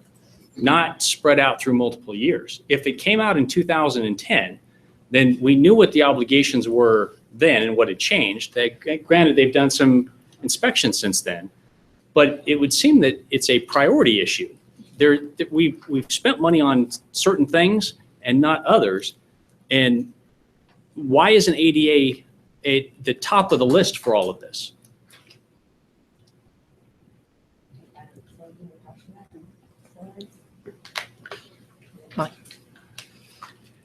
I don't want to speak for the Facilities Committee, but I guess because you've got some new members that's only been here, it has been a priority for them.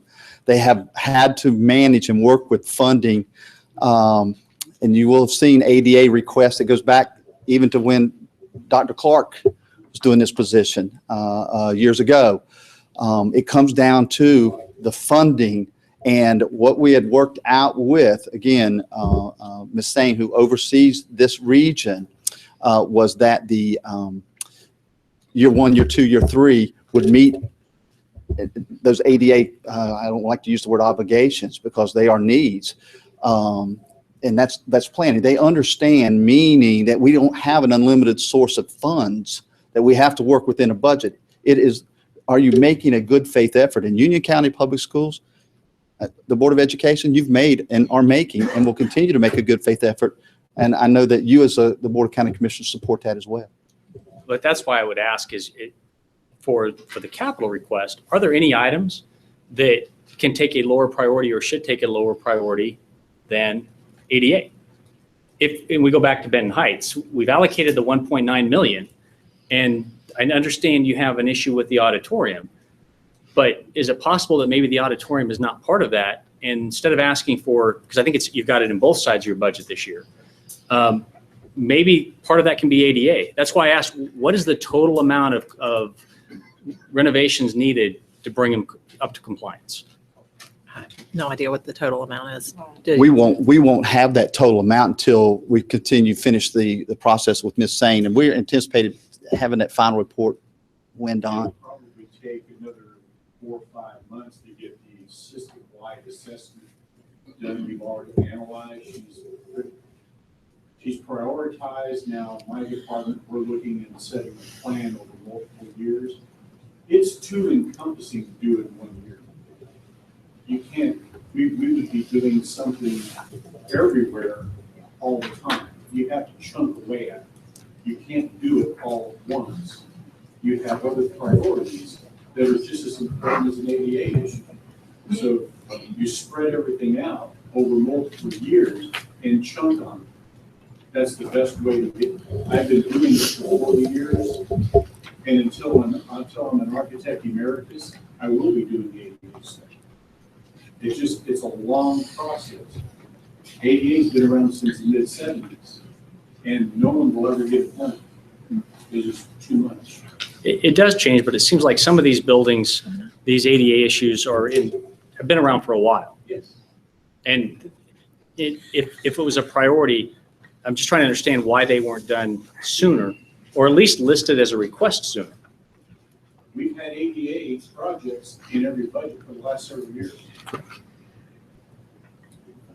Another question that was asked was there any duplications? And no, there's not any duplications that that I'm aware of on the AD upgrades and new partitions, et cetera. Another question y'all asked was for the capital request for expansions or addition to facilities. No, that's why we put the bond on place. If you look at the package that we sent to you, all of them, including some of our older schools, have addition requests for that. So none of that is on the capital. Wire costs and scopes not refined annually. It's not recommended by purchasing unless funds are available. We don't want to have roofers come out all the time and get bids and prices on things if we don't have funds for it. How old are the estimations? Depending on what was funded and what wasn't funded on how old the estimations are. If we have a roof that needed to be replaced 5 years ago, well, obviously that bid's going to be older and our costs are going to probably go up.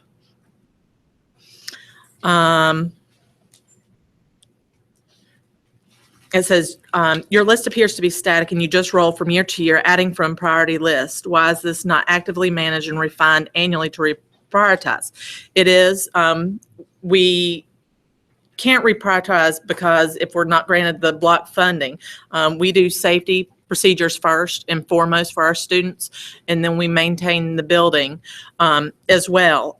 So it is reprioritized all the time by staff and the facilities committee and then the full board. Let's see, we've answered questions about the high school stadium.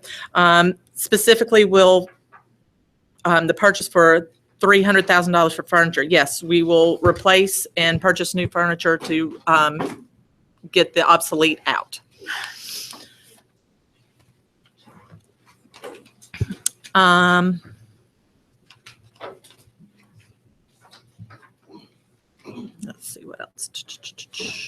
Dan's already addressed a lot of this. And the ADAs and The 1.6 million in technology upgrades, is that where you're at?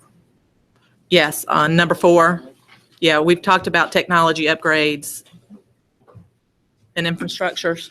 Correct. The $1.6 million, Chairman Rushing, goes towards your servers, your infrastructure. I know that one of the subset questions there was, can you use E-rate to help offset some of that funding? And absolutely, we utilize E-rate to the best of our ability. The rules and regs to E-rate have changed. We used to pay 10 cents on the dollar, but we were limited to certain schools with a high percentage of poverty. Now they look at the system as a whole. So we're able to spread those resources, E-rate resources out. However, it's now 40 cents to the dollar. So, but it's buying, it's not Chromebooks. It's not something that's not capitalizable. You're looking at access points. You're looking at servers and data closets. You're looking whether that's something, whether it's in a school or in the core here in the tech center.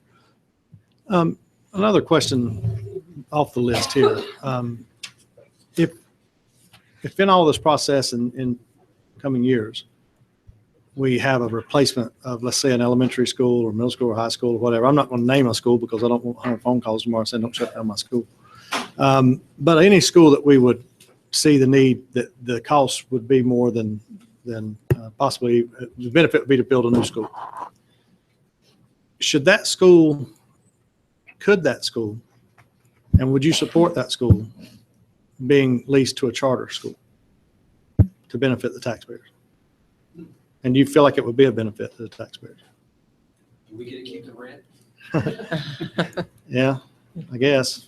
I mean, this happened years ago with Walter Bickett. Okay. Walter Bickett. I think we have an obligation to, if we determine it to be surplus, to let charter schools have an opportunity. And I may understand that we have the ability to determine that if you don't, right? The Board of County Commissioners can determine that. So let's say that you didn't have any other use for it, any other legitimate use for it, that the Board of County Commissioners could actually, by vote, lease that to a charter school. If it's decommissioned, then the school system decommissions it, then it does revert back to the county commissioners. Isn't that what happened with the Union Academy campus? At Shiloh, Yeah, the the old elementary Shiloh building. campus, The county commissioners sold that to. It was surplus. They gave Yeah, it to on the Old two- Monroe Road. to- yes, That's Yeah. correct. So we have experience in Papers. going through that process with the old Shiloh Elementary, which is the elementary level for Union Academy. Because they have some abilities that we don't. I mean, they have some abilities to ADA issues, things like that we don't, right? That is correct. Go back to your comment on the E-rate. Is that 1.6 million in technology, is that the total value of the upgrades? $1.6 million. In that $1.6 million request, there is embedded in there, we are eligible, I think we're granted approximately $1.3 million. So our 40% is in that 1.6 for that, Commissioner Simpson. But you're requesting 1.6. Yeah, the other is made up, and you have a list of what that hardware is and provided. That was provided to you by Mr. Krupinski in the budget process. You have a list of all that equipment. Okay. Okay. Have any Do you questions? have anything you'd like? I just, this may have been answered in the last meeting. I know there was a good bit of talk about losing teachers to Rock Hill, South Carolina, and Mecklenburg County. Do you have some statistics on your teacher turnover in terms of the percentage of the total population or total staff excluding retirements? It's about 16% is our teacher turnover rate. I don't know where that, if they go to other districts, I don't know what districts they go to. It's about 16%, which is the highest again since I've been here.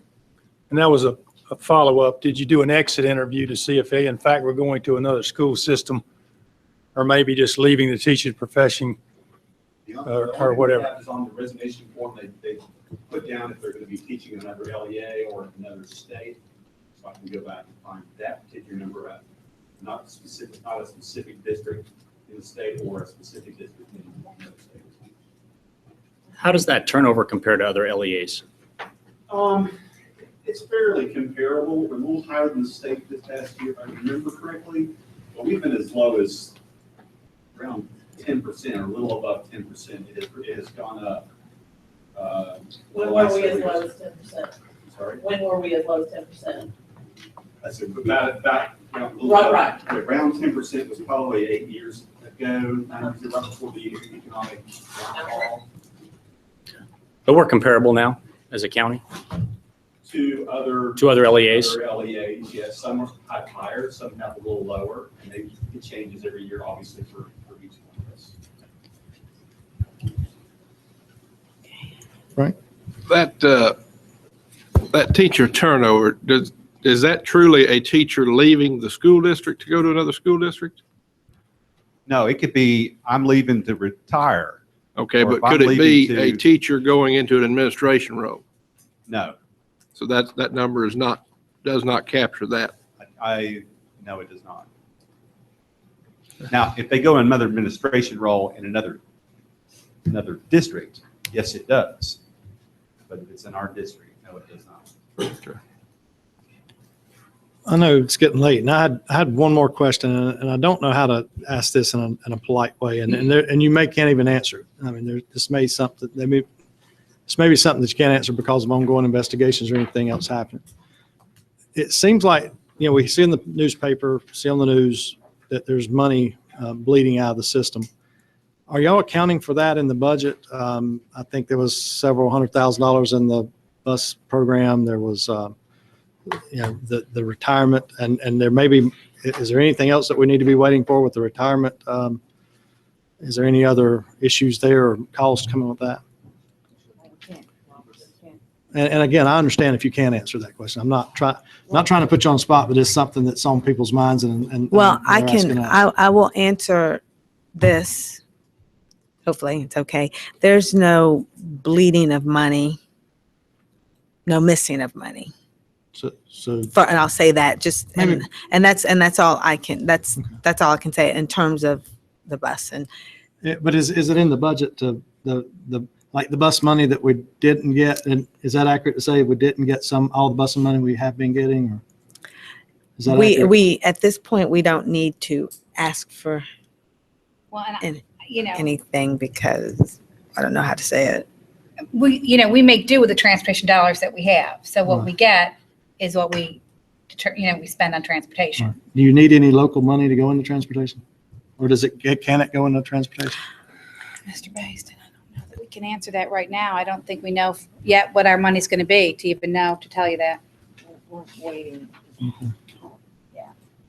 And That's all we can say. And in terms of the retirement, we're not asking you for anything right now. Where are those funds coming from? We had a closed session on it. The $512,000? It's not coming from anywhere. We haven't asked anybody for anything yet. It's being paid out of your retirement fund, correct? That's my understanding. And I think that was the news report that I That was saw. the news report. That's false. Okay. Are there any more pension spikings coming? I mean, there's always the possibility when you have someone who teaches for a lot of years, then moves up in administration. Specifically the ones that are part of this. I understand it's from a large increase within 4 years of their retirement because that's how it's calculated. Specifically related to the 512, are there any other individuals that are retiring that's going to spike? It's not a large increase in the last 4 years. It is whether you have paid throughout your entire career to match your 4-year highest salary benefit rate. So it's not a large increase in the last 4 years. That's a misunderstanding. So there is always the possibility when folks retire, we have to wait and see what the state does the calculations. Are you expecting any similar ones I think that's certainly a possibility. of the same magnitude? I have no idea till the state does the calculations. I wouldn't expect so, but I have no idea. So where will that money come from? When the money, we'll have to figure that out once, but like I think Mr. Sides has said, there's no request before you at this time. Oh, I understand, but can state or federal funds be used to fund that? So it would have to come from local funds. Potentially, yes. So in all likelihood, it will be in the budget request next year or somewhere in the savings this year. Until I have more information, that's not before you tonight. It's not in the budget.